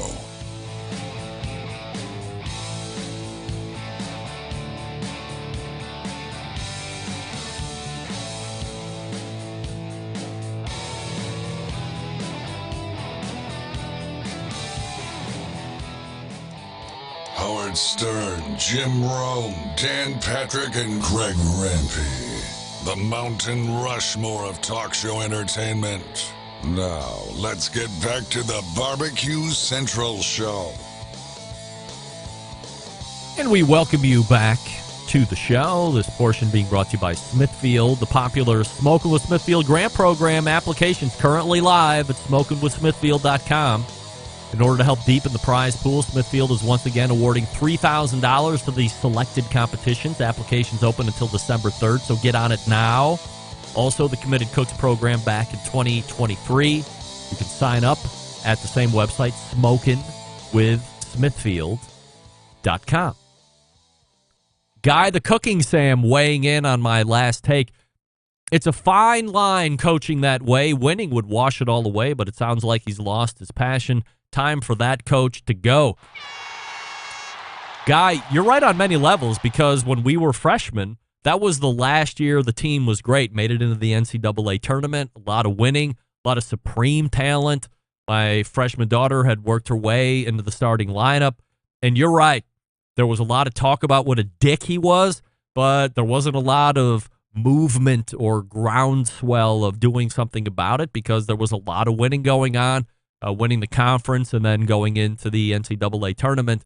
But without that, it's a much different scene. So you're absolutely right on that. Nevertheless, we get back to Live Fire. It is the fourth Tuesday of the month. On a time when we thought maybe tonight's show wasn't going to happen, it is going to happen indeed. It's the Embedded Correspondents right here. Doug Scheiding to the right of me as you look. He actually looks frozen. There he is. All right. And John Solberg below me from the great state of Michigan, and then catty corner below me from the great city of Utah, Rusty Monson of Salt City Barbecue. All right, guys, so we are back at it again here this month. We have 100% Assurity picks because we were too busy last month putting in 5 new members of the Barbecue Central's show Guest Hall of Fame. But it is time to do a round of Assurity picks, so we will go ahead and invite our pal Johnny Maggs on stage, too, to see if he wants to take part in this adventure that we do. We'll see if he rolls up here in just a second. All right, Johnny, you're there, right? Good evening, Greg. There he is. All right, Johnny Maggs with us here this evening to do 100% Assurity picks, and we're off and running. Rusty! 100% yes or 100% no. We picked the right people for the 2022 Barbecue Central Show Guest Hall of Fame class. Yeah, there was some diamonds in the rough there. They got past us all, so yeah, I think they were good. Doug, yes or no, we did the right job? I say yes, we did, and I'm embarrassed, like John said, that we didn't elect those people before. It was the best class of 5 we've ever done. All right. Best class ever done. Doug, your internet seems to be blowing, by the way, just a heads up on that. John, yes or no, we did a great 2022 Barbecue Central Show's Guest Hall of Fame class last month. 100% yes. All right. Best class of all time. Best class of all time. All right, so there's 2 votes for that. Now, Johnny Maggs is going to weigh in. 100% yes or 100% no. Johnny, we picked the right people for the Guest Hall of Fame class last month. And do you agree with the other 2? Best class ever. 100% yes on both. All right. And I happen to agree with everybody else, so majority rules right there. A little self-serving, of course, but you never know if somebody is going to call it out a month later that maybe it wasn't as great as we thought, so we move on to the next one. We'll start with Johnny Maggs, celebrity postman out there in New Hampshire. Johnny, 100% yes or 100% no. Full-size electric grills will be a thing by next grilling season, and you will own one. 100% no. All right. Doug Scheiding from Texas, you will own a full-size electric grill by next grilling season?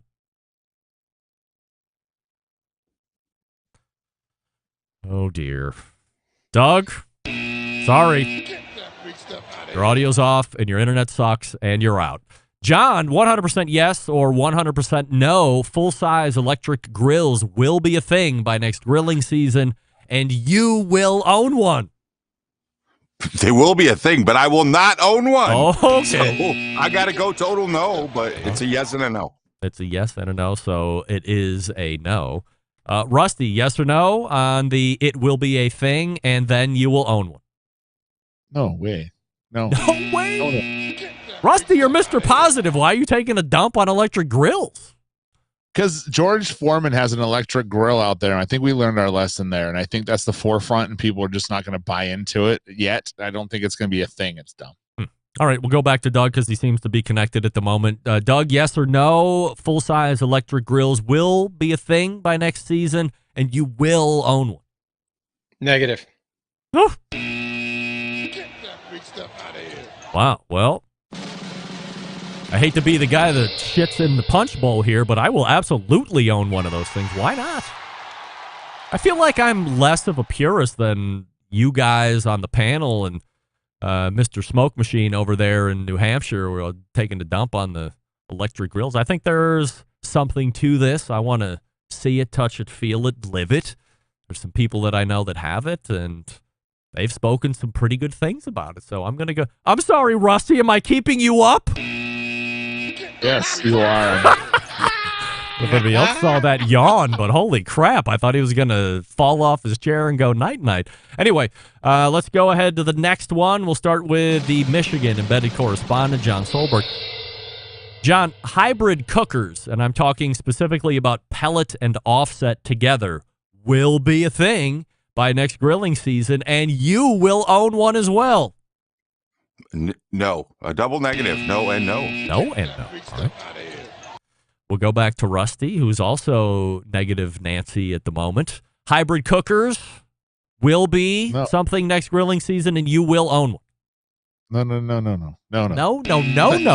Wow. He's more adamant than John was. No. I feel, Rusty, there's something going on. Did something happen today? I've never seen you in such a streak of negativeness. Sick kids, busy, food truck stuff, just tired. Bringing you down. I hate electricity and things that don't go together. That's my thing today. All right. Doug, we go to you. Hybrid cookers will be a thing by next grilling season, and you will own one as well. I say yes to the first and no to the second. Then it's a no. All right.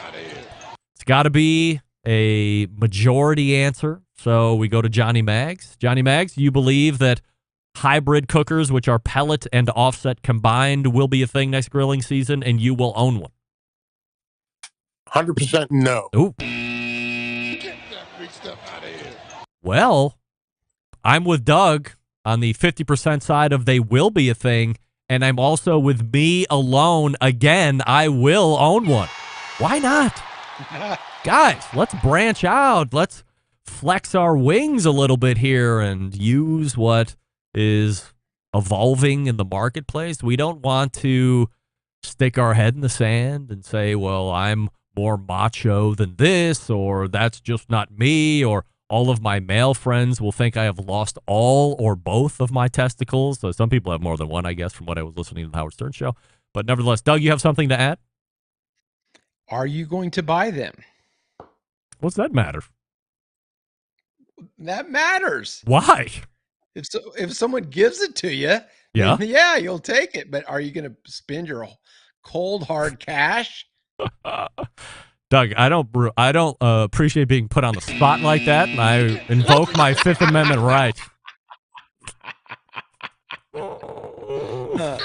There should have been a third question on it. It's enough from you. It's enough from you. All right, let's go to Johnny Maggs from New Hampshire. Johnny, 100% yes or 100% no. You can tell the difference between flavors of wood pellets. 100% no. Well, I'm cheering because you said no. And you did it honestly. I should have hit the buzzer. Rusty, 100% yes or 100% no. You can tell the difference between flavors of wood pellets. No. All right. Get that big stuff out of here. John, yes or no? This is a difficult one, and it doesn't deserve a yes or no 100% of surety. So I am forced to answer yes, I can, since we can't discuss it. But yes. All right. I'm not going to call you a liar, but we're going to follow up on this for the other topics for discussion right after this. I can tell you that. Doug, 100% yes or 100% no, as a pellet man more than anybody else here on this dais. Can you tell the difference between flavors of wood pellets? In the words of John, we can't discuss it, but it's more yes than no, so I have to say yes. Okay. And, of course, we all know the correct answer that I'm going to say is no, you can't. Get that big stuff out of here. All right, last one here. We'll go back to Michigan Embedded John Solberg. Are you buying a turbo trusser, and are you convinced it works? Oh, look at that. For those that are watching, he has one in his hands, and he put it up. How about that? I have no idea if it works. I have no idea how to use it. Derek Ritcher said it works as advertised several months ago or whatever, and I just bought it because Derek said so. So Derek doesn't start selling like islands anytime soon. It's been in the cupboard ever since. But yeah, I'm going to buy one. Yeah. I'm going to guess it works. That's a 100% yes for me. Doug, 100% yes or 100% no. Are you buying a turbo trusser, and are you convinced it works? Despite how great of a business discussion that was, my answer is no and no. No and no. Get that big stuff out of here. Rusty, yes and yes to the turbo trusser? 100% yes. I think it's badass. Rusty, you're an enigma tonight. That's all I have to say about that. I'm a loose cannon. John Maggs, 100% yes or 100% no. Are you buying a turbo trusser? Are you convinced that it works? 100% yes, and both the chicken and the turkey are downstairs in the garage as we speak. Wow, multiple time user. Outside of the turbo trusser, Johnny, were you somebody that butcher trust or twine trust his birds before that, or are you just getting into it now because of the product? I never did it before, but I had spoken with them last year, and I think it gives a nice even cook, so I believe it does what they claim says it does. I don't want to go Doug Scheiding on you, Johnny, but did you buy that turbo trusser with your own money, or did they send it to you? I plead the fifth. All right. Johnny, always appreciate you jumping on for the Assurity picks. Appreciate you. Thanks, and Greg. listen to Pit Life Barbecue over at the Podcast 21 Cafe, Pit Life Barbecue. Always appreciate the time. That's Johnny Maggs right there. Who, by the way, Doug, you spent a little time with Johnny Maggs as he was showing off his brand new pit that he got down in Texas, right? Yeah, a pit reveal party. I'd never been to one before. Did he pop any balloons or hit any colored golf balls so you could figure out what the reveal was? No? No, they made him turn around and bring out the pit, and then they made him take a look at it. So he was blown away. All right, so let's follow up on the two items that part of me wants to follow up on that, but we got 5. No, we're just going to run out of time, so I'm going to let that one go and sail off into the sunset. Let's go ahead and follow up on the things that John and Doug said they could tell. Rusty and I were staunch on the inability to taste flavors of wood pellets. Now, I can taste it's a heavy smoke. It's a lighter smoke, which I assume, Rusty, I don't want to speak for you, but is that more along the lines of what you can tell a lighter and or a heavier smoke versus species? Yep, that's exactly right. John, explain yourself on why you can tell the difference between flavor pellets. I cook traditionally with two 100% type pellets, 100% oak or 100% maple. That is my lineup. In some weird chance, I have to go outside that box. I cannot tell what that other pellet is. Whatever that competition blend hybrid of alder and oak and whatever it, if you tell me it's apple, I wouldn't know. But if you're going to put 100% oak in my pellet cooker, I can taste that. If you're going to put 100% maple in there, I can taste it. And I think it's just because I don't play around a lot. And for all the years I've had a pellet grill, that's what my focus has been. So after years, I've developed that palate for those two types of woods. Other than that, I couldn't tell you. I don't know if you're sponsored or not, or if you care to mention the names, but who are you using for oak and maple? I'm surprised at maple. I didn't even know that was a thing. I'm using Smoke Ring pellets. They're a Northern Michigan company. It's a fall off from Lumberjack over in Wisconsin. No, I'm not sponsored. I buy them through a kind of a backdoor dealer network that a lot of us here have set up. Like, whose turn is it to buy the pallet, and we split it up. So but it's Smoke Ring out of Boyne City, Michigan. Doug, explain yourself. I can tell the difference between mesquite. You add mesquite, and especially if it's over 50%, it's going to be a little bitter. The big game rub has, pellets. It has rosemary, the infamous rosemary in there, and that will impart rosemary to it. And then pecan and oak are about the same, and then I think hickory is a little sweeter. And you're using 100% base of those, or is it a mixture? No, I'm using Traeger, so it's a base. The base actually depends on where they have 4 plants, so the base actually depends on where the plant and where they were manufactured. And you're able to tell the difference. So if they have a base oak pellet in there for BTUs and then a pecan for flavor, and they call it a pecan pellet, you can pick out. Yeah, those are pretty similar. But you can decipher between which one is oak and which one is pecan. Or pecan, or whatever the fuck you call it? I said that I couldn't. I said they were both pretty similar. I can tell the difference between pecan and oak, or pecan, sorry, and hickory and mesquite. And those are the ones that I typically use, or I used to use. I don't use mesquite anymore. All right, not a topic I thought we were going to follow up on, but certainly interesting enough. And by the way, for anybody listening, if you want to write in and tell me I'm full of it or that you align with more Rusty and myself, please do that. Greg at thebbqcentralshow.com as it relates to if you can pick out species of wood pellets as you burn them. The first topic this evening, gents, is mail order barbecue. I remember, was it Carson's Ribs, like ribs.com, and that was the only one I remember early on in the show that would have them already made. They would ship them out to you. You would reheat them. They were average at best. And now we're seeing more and more places like Gold Belly or some of the high-end or most well-known barbecue restaurants across the country, especially in Texas, are getting into the mail order game, maybe to supplement what COVID was doing during that time in order to help them stay in business.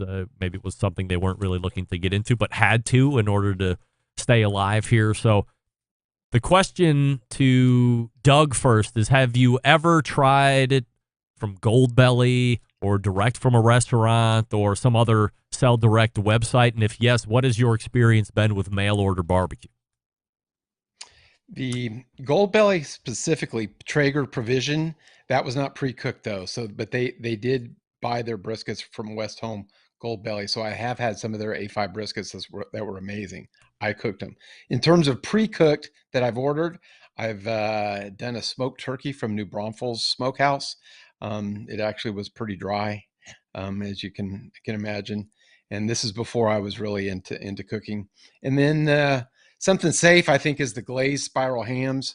And Logan Farms is a franchise down here. They were actually the first ones that patented the spiral cutting of a ham. And their hams, you basically just reheat it, and it's fantastic. So no real barbecue meats otherwise that have already been like the brisket, sausages, ribs, stuff like that? I've been too scared too. Yeah. Rusty, have you purchased anything from a mail order barbecue realm? And if so, your experience with it?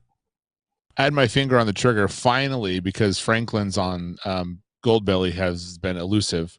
And I finally had it in my cart, and I was like, you know what? I'm going to wait because I'm actually planning on going out to Texas and eating there personally. So I did cancel it. However, We have done it on our truck and tried it from our standpoint, seeing if that was ever a thing, or we can get through the winter by selling them. And they do briskets and do reheat fantastic. So I'd imagine that the Franklin one is pretty damn good, as with the ones we reheated on our end from our own briskets were really good and juicy. Do you get orders from people saying, hey, cook me one and we'll reheat it, cool it down, blah, blah, blah? Yep, and we give them instructions on how to do that and all that stuff. And the brisket and the pork turns out okay. Pork's a little bit more shady, but the brisket almost always turns out fantastic. So, John, ever had any experience with any of the mail order barbecue brisket rib sausage? None whatsoever, but I'm excited to order a Salt City barbecue brisket soon. So stand by for that update. Would you ship a brisket to John, Rusty, if somebody asked? Yeah. Yeah. I think that'd be kind of cool. It's interesting to see how it would work and, the full process of it. If you were how would going. you reheat it? Yeah. All right. Sorry. Go ahead. Yeah. So- how would you reheat it? A whole brisket, Rusty? So how I do it is I actually put it into a hotel pan full of water and I put it for 275 in the oven, and it takes about 45 minutes to an hour. Now this is vacuum sealed. So okay. Like sous vide it? Yeah. Yeah, it's a sous vide. It's a redneck sous vide. Yeah. If you were going to consider buying something already prepared, John, we'll go back to you. What factors are you going to take into account, and what do you think your expectations are going to be? My expectations are very low. What I'm going to take into account that I think it's overpriced and not worth my time or experience, unless it's a unique situation like something really cool like Rusty and I would pay him whatever it takes because I want to try it. I want to do it, but I can't get my head around mail order cooked barbecue food. It's never going to be as good probably as what I can take right off the pit and serve, not to sound conceited. So it's very difficult for a barbecue restaurant to even match what most average pit masters can do in their own home just because of hold time. So there's a lot of things to overcome. You throw the postal service in there, I'm going to invest in my product frozen or not cooked and get it to me, and I'm going to do it myself. So it's kind of broad based, but this is a tough sell for me. Rusty, if you were going to go online, as you said, you had a Franklin brisket in the cart, but you decided to dump it because you're going to be out there in Texas. But holding that aside, as you're looking, because you were there, what were you prepared to do, and what were your expectations? I always wanted to try 17th Street ribs because that's what Danny Meyer did at Blue Smoke. It was one of the first things I ever heard of mailing barbecue to someone. And I think that's a crazy story that Danny Meyer got mailed barbecue from Mike Mills. I'm like, hell yeah, let's get that guy out here. But, I don't know. I looked at the iconic restaurants I might not get to. I've actually eaten at 17th Street. So, but I wanted to try those, like, Bob Gibson's and stuff like that, and do all those kind of places that I don't think I'll get to, and just to try them, just to see, even if it is dry, just, you get an idea of what that kind of place is like. So for me, it was just like taking the world instead of going there, having it come to me. I thought it was pretty cool. Doug, if you were going to consider buying something already prepared barbecue wise, factors you're taking into account and what your expectations might be. My expectations would be low. Even great pit masters, we've mentioned Franklin a couple of times. The last time I had Franklin brisket, it was not good. It was not good. His pork belly and ribs were fantastic. No. And yeah, it wasn't. I had it at one of his restaurants, Loro. But so even everybody has a bad day. And so, not that they're going to ship those, but how are they flash freezing them? I mean, how are they freezing? There's a lot of variables that are going into this shipping of going from one place to the other. So my judgment would be on the moisture and the taste. I am not a great brisket cook. I will say that until I become a great brisket cook, which doesn't look likely because I just don't cook a lot of them. So if I'm going online to get a Franklin brisket, I did a little research here. So Doug had forwarded me an email. There was some kind of a partnership or cooperation between Snake River Farms and former sponsor of the show, Southside Market, where they've teamed up to do Texas-style briskets, pork steaks, some of their famous sausages. Now, just for pricing here, because then I'm going to answer the second part of the question here. 8-pound black grade brisket. So it's one step down from whatever their highest Snake River Farms is, which I believe is the gold rated. So an 8-pound, already cooked, black grade brisket, $300.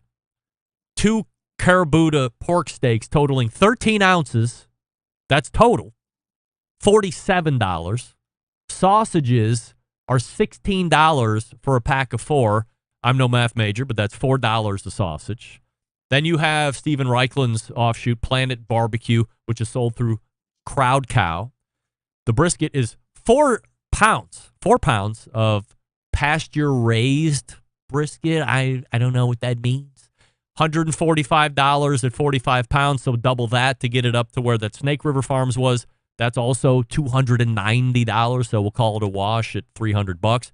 The St. Louis spare ribs are $48 for what ends up being 1.75 pounds, so not even 2 pounds at $48. Brisket, sausage, $18 for 4 links, and some other stuff. Gold Belly, Franklin's Barbecue. Rusty, I don't know if this was the same price you were looking at. $269 for Franklin brisket, 5 pounds, $269. And then you have a Snow's Barbecue brisket, 5 pounds, $229. Rusty, you were saying that the Franklin's brisket that you had in your cart was more than $269? My first thought was shipping. You're probably closer. Yeah, so now none of these prices that I just list out include shipping. I did a quick research, and they were somewhere between $50 and $70 in shipping additionally. So some of these briskets are approaching $400 after you ship it. So what am I taking into account? Well, I guess who's making it first.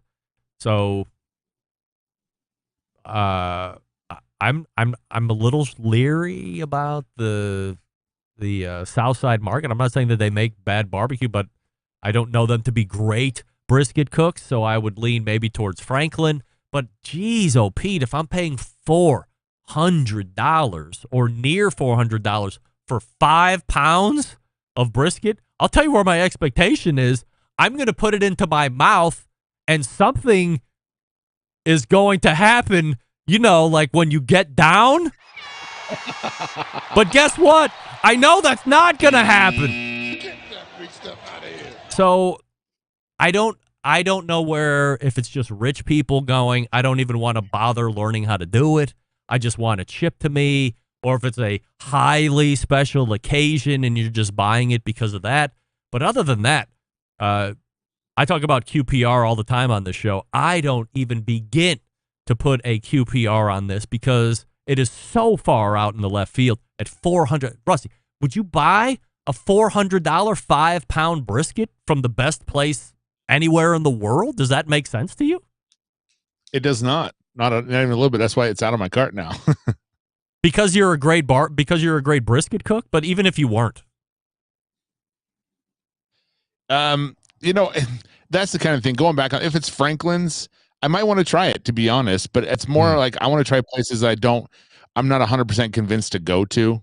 That sounds weird, but I would rather try somewhere I would like. Well, I want to go to this restaurant, but I don't want to travel all that way.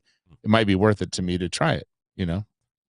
John, your thoughts on Franklin's? I'm going to go to Franklin's. I'm going to go there one day. So I don't want that, but I might want the offshoot that I might not enjoy. Sounds funny, but it's true. John, $400 is just too much. It's just too much. But yeah. I kind of like Rusty's concept. We should build the mail order barbecue tour. Like we will just broker it. We'll do the Carolinas. We'll put it all together. We'll just mail it to you. You never have to leave the house. Rusty's onto something. But $400 for no. I'll buy raw product of good quality that I haven't afforded yet. Doug, do you have any further ROI thoughts on $400 briskets or $50 1.75 pound spare ribs? Yeah, actually, no thanks. But if I was actually going to buy between Franklin and Snow's, I'd probably go with Snow's because live, that's the better brisket for me. I'm kind of curious on the 4-pound Planet Barbecue offering of 4 pounds. Yeah, 145. Maybe that's worth. I don't know. So and why don't they feature him? Why isn't Crowd Cow featuring Reichlin on their website? I didn't see him featured. I would he's only a barbecue Hall of Famer. Yeah. It seems like he's having to push it there, but just a side note. All right, so let's go ahead and get into the last two topics here for this evening, as we got about 15 minutes left. As I had mentioned with Derek Rich's bottom of the first hour, Beyond Meat introduces the meatless steak option yesterday, which will involve a nationwide rollout through many of the bigger grocery store chains throughout the country. Why or why not are you going to be a trial? Well, I have bad news for everybody here.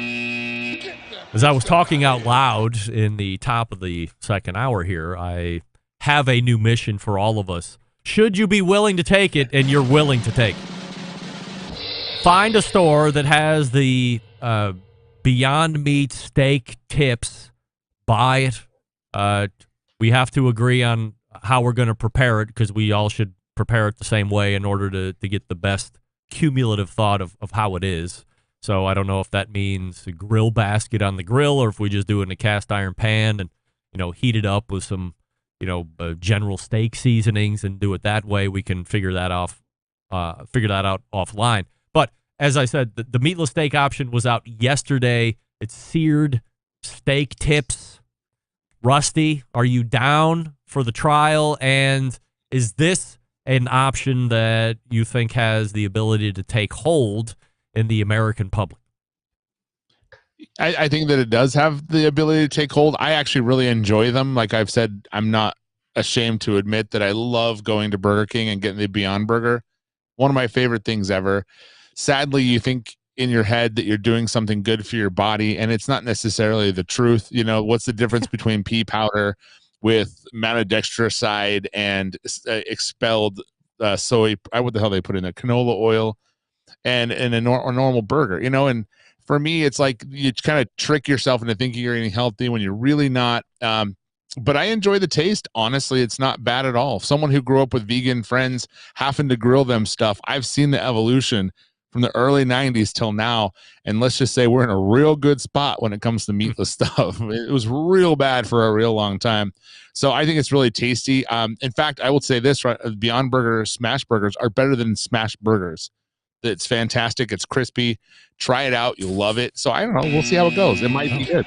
Rusty is just going bonkers here this evening. I love a bonkers Rusty. I love it. Doug, meatless, Beyond Meat, seared steak tips.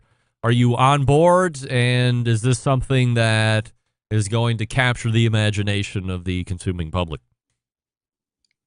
I'm definitely on board. I want to try it. I've tried the Beyond Meat hamburgers, and they were actually better than I thought. I thought I was going to be repulsed by them, but I actually think steak may have a leg to stand on, from the standpoint of that's something that people aren't afraid to cook and like to do. So as compared to the briskets grown in the lab and that kind of crap. So, but yeah, I'm down for it. Let's do it. Yeah, and you called it an edict, so we are taking the direction of the El Jefe, and he's telling us to do it. So if you're not familiar, by the way, for those that are listening, Beyond Steak will be sold in grocery stores throughout the country. They come packaged in bite-sized pieces. It uses faba bean protein as its base and contains 21 grams of protein. So as somebody who's on the David Lean's program, 21 grams of protein, I like that.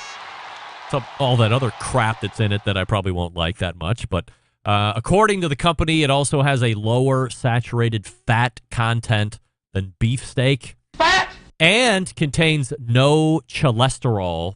So it's sold in 10-ounce packages and retails for $8. So QPR on that is really good. $8 is, substantially less than, regular meat, unless you're looking at like sirloin that's been cut into cubes or something along those lines. But that's a pretty, as Derek said, stable price for the market currently. John, are you buying into Beyond Meat? Are you happy about the new edict, as Doug said? And do you think this is something that'll capture the attention of the American public?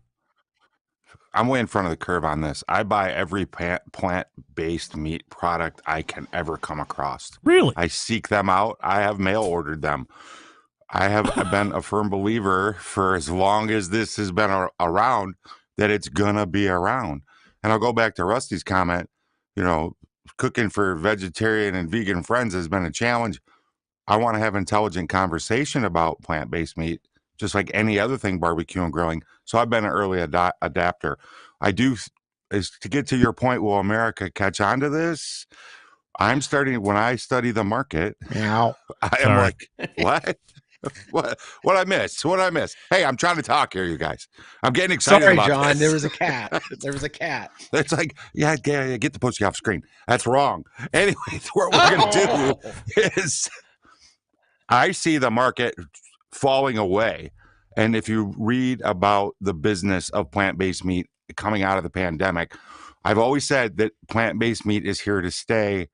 I'm going to back up and go, maybe not this is plant-based meat's time yet. It may not really take hold like I thought it would 2 or 3 years ago, but the jury's out on it. So yeah, am I in? Absolutely. I'm all about it. Try them all.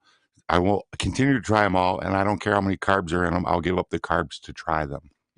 I'm certainly not searching them out, but I'm certainly not going to turn my nose up to it. I've had Beyond Burger when Michael Simon had his burger joint here in Cleveland, and I had my favorite regular burger that he made, and then I had the Beyond Burger. Maybe it was the Impossible Burger, but whatever.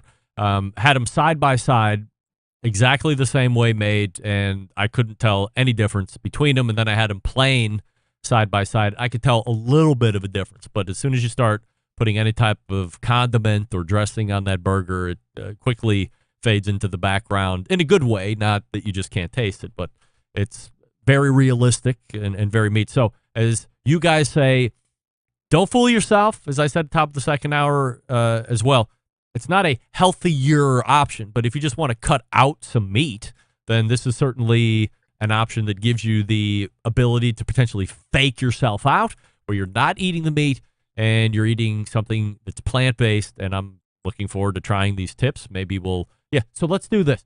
General steak seasoning, whatever you like, in a cast iron pan, brown them up, and then eat them. If you want to reserve half and dice them up and put them in a taco or do something else in a different way, we can get outside of the box on that. But at least we have a control option with the steak seasoning and then in a cast iron pan, and we'll come back and review in November and see what we all think of them in the final analysis. And then there's this. Are you buying or selling this bit of info from McDonald's? The McRib is coming back for maybe the last time ever. McDonald's announced yesterday that its seasonal barbecue-flavored pork sando will return to menus in a week, October 31st through November 20th, but dubbed the stint its farewell tour, which means it'll end up retiring in Luxembourg, Germany, where it's sold every day of the week.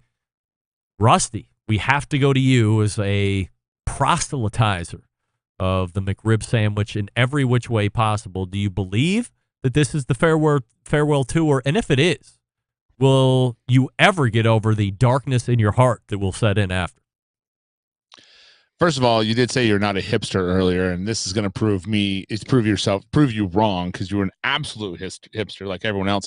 One thing I say about the thing is I don't think it's going away. I think this was the second time they've said that.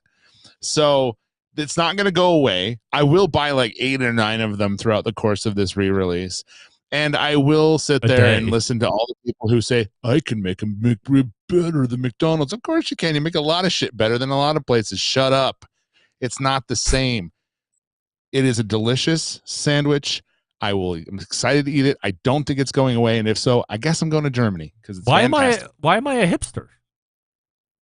Because you're not going to like the McRib because you're a hipster. Like just how it is. Everyone's a hipster. Doesn't like the McRib. That's the bottom line. Oh, Okay, I'm sorry, we'll find Rusty. You can also go to McDonald's, eat the McRib, and realize it's trash. There is that opportunity. I do have my palate.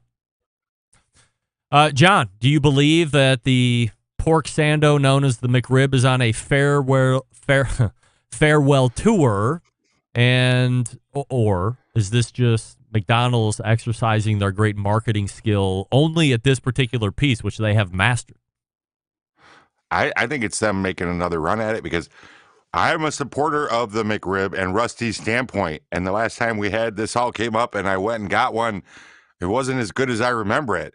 But now all of a sudden, I support Rusty's point of view. I'm going to go get one just because at least I can say I got it on the way out the door.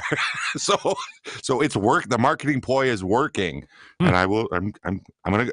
I think I'm not taking any risks. I'm gonna go get that crappy sandwich and support Rusty and eat it. I'm going in. Doug, are you supporting the McRib in its farewell tour? I mean, do you believe that this is it, or do you think that's a marketing ploy? And not a hipster. No one has ever accused me of that. So Rusty, just keep calm. We could only be so lucky. I pray that this is the last. I mean, come on. Please, Jesus, no, it's not the please. last time. Exactly. Yeah. We could only be so lucky.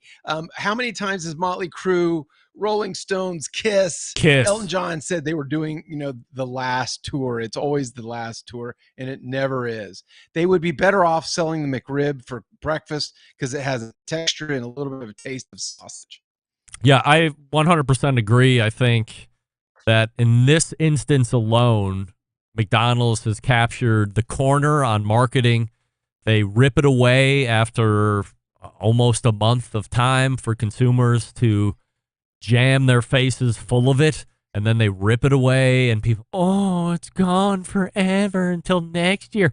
They made an app, so if your store didn't have it near you, you could research the app and find the closest McDonald's serving a McRib near you. People will drive an hour or two or however long they're going to drive for a McRib. So I can't believe that they would voluntarily take the most popular menu item, seasonal, off of their menu for no good reason other than either they've wised up and realized it is a actual steaming piece of shit, which I doubt, or they're just playing all of you.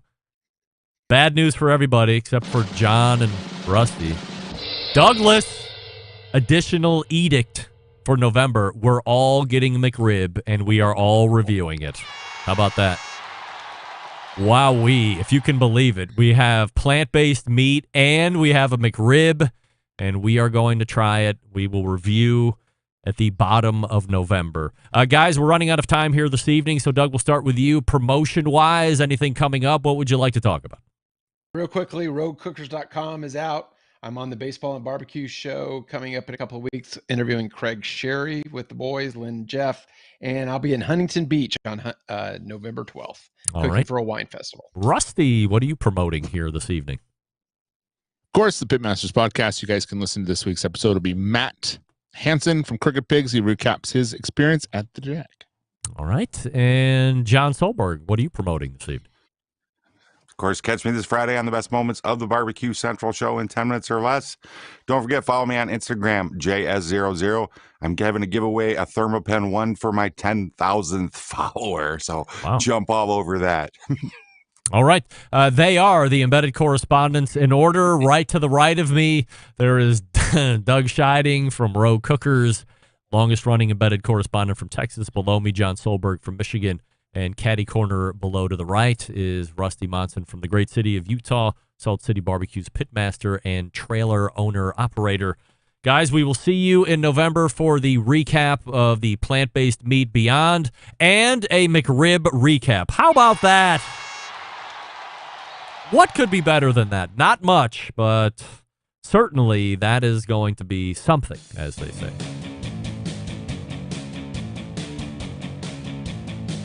As we get ready to wrap the show here this evening, I will mention Vortic watches. That's right, Vortic, right here. Back in the day, pocket watches. This was a pocket watch made to be worn. Back in the day, watches were made to be worn in the pocket. After World War II, wristwatches came into vogue, and the pocket watch quickly became an afterthought, finding their way into sock drawers and scrap heaps. And that's a tragedy. Enter Vortic Watch Company, helping bridge the gap between America's storied watch manufacturing past and bringing it to the present day, where wristwatches are finding incredible popularity once again. And here's the coolest part. Each watch that Vortic makes is unique, one of a kind. Vortic, founded on the motto that America wasn't assembled, it was built. Check out VorticWatches.com for more information. And we will have one of the co-founders, R.T. Custer, on November 8th, a few days in advance of the new...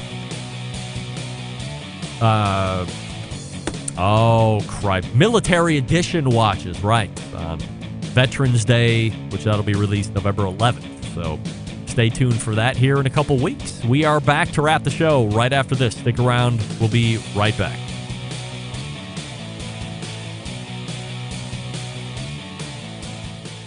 Whole packers, full racks, legs and thighs, injecting butts. If you've never heard this before, you might think you found the best XXX show ever. Let's get back to the most homoerotic host out there today, Greg Rempe. All right, welcome back, and we thank the Embedded Correspondents one more time. Doug Scheiding from Texas, John Solberg from Michigan, and Rusty Monson from Utah. We weighed in on a new line of 100% Assurity picks. We also talked about mail-order barbecue and if that's something that resonates with us, what we would expect if we were to buy that.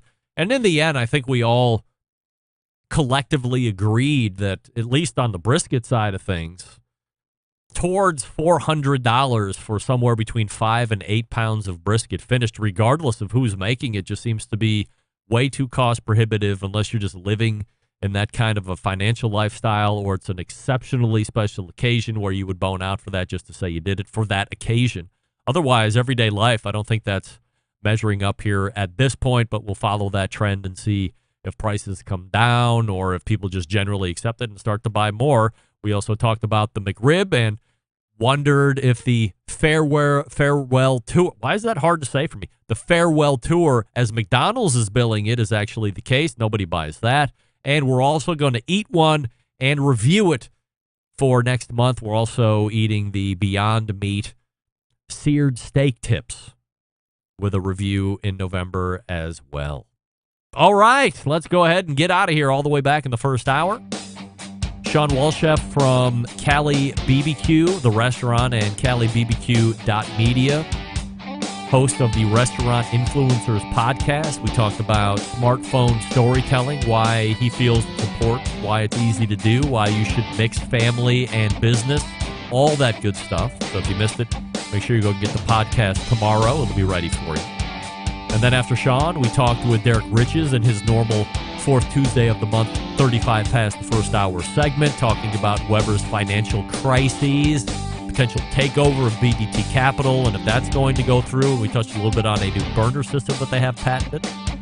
Second hour, as I just mentioned, Embedded Correspondents. By the way, if you listen to my rant at the top of the second hour and you have a kid that is a collegiate athlete, you had the same trouble with a coach, and you remedied that, please email me and let me know how it all went down. I would love to hear it. Greg at thebbqcentralshow.com.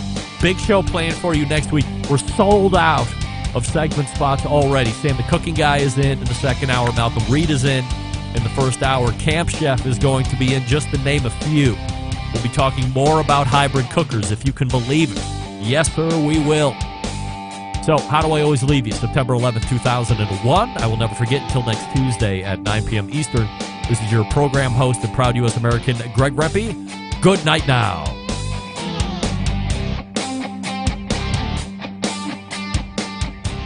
This is Michigan Embedded Correspondent John Solberg, and you are listening to the BBQ Central Show.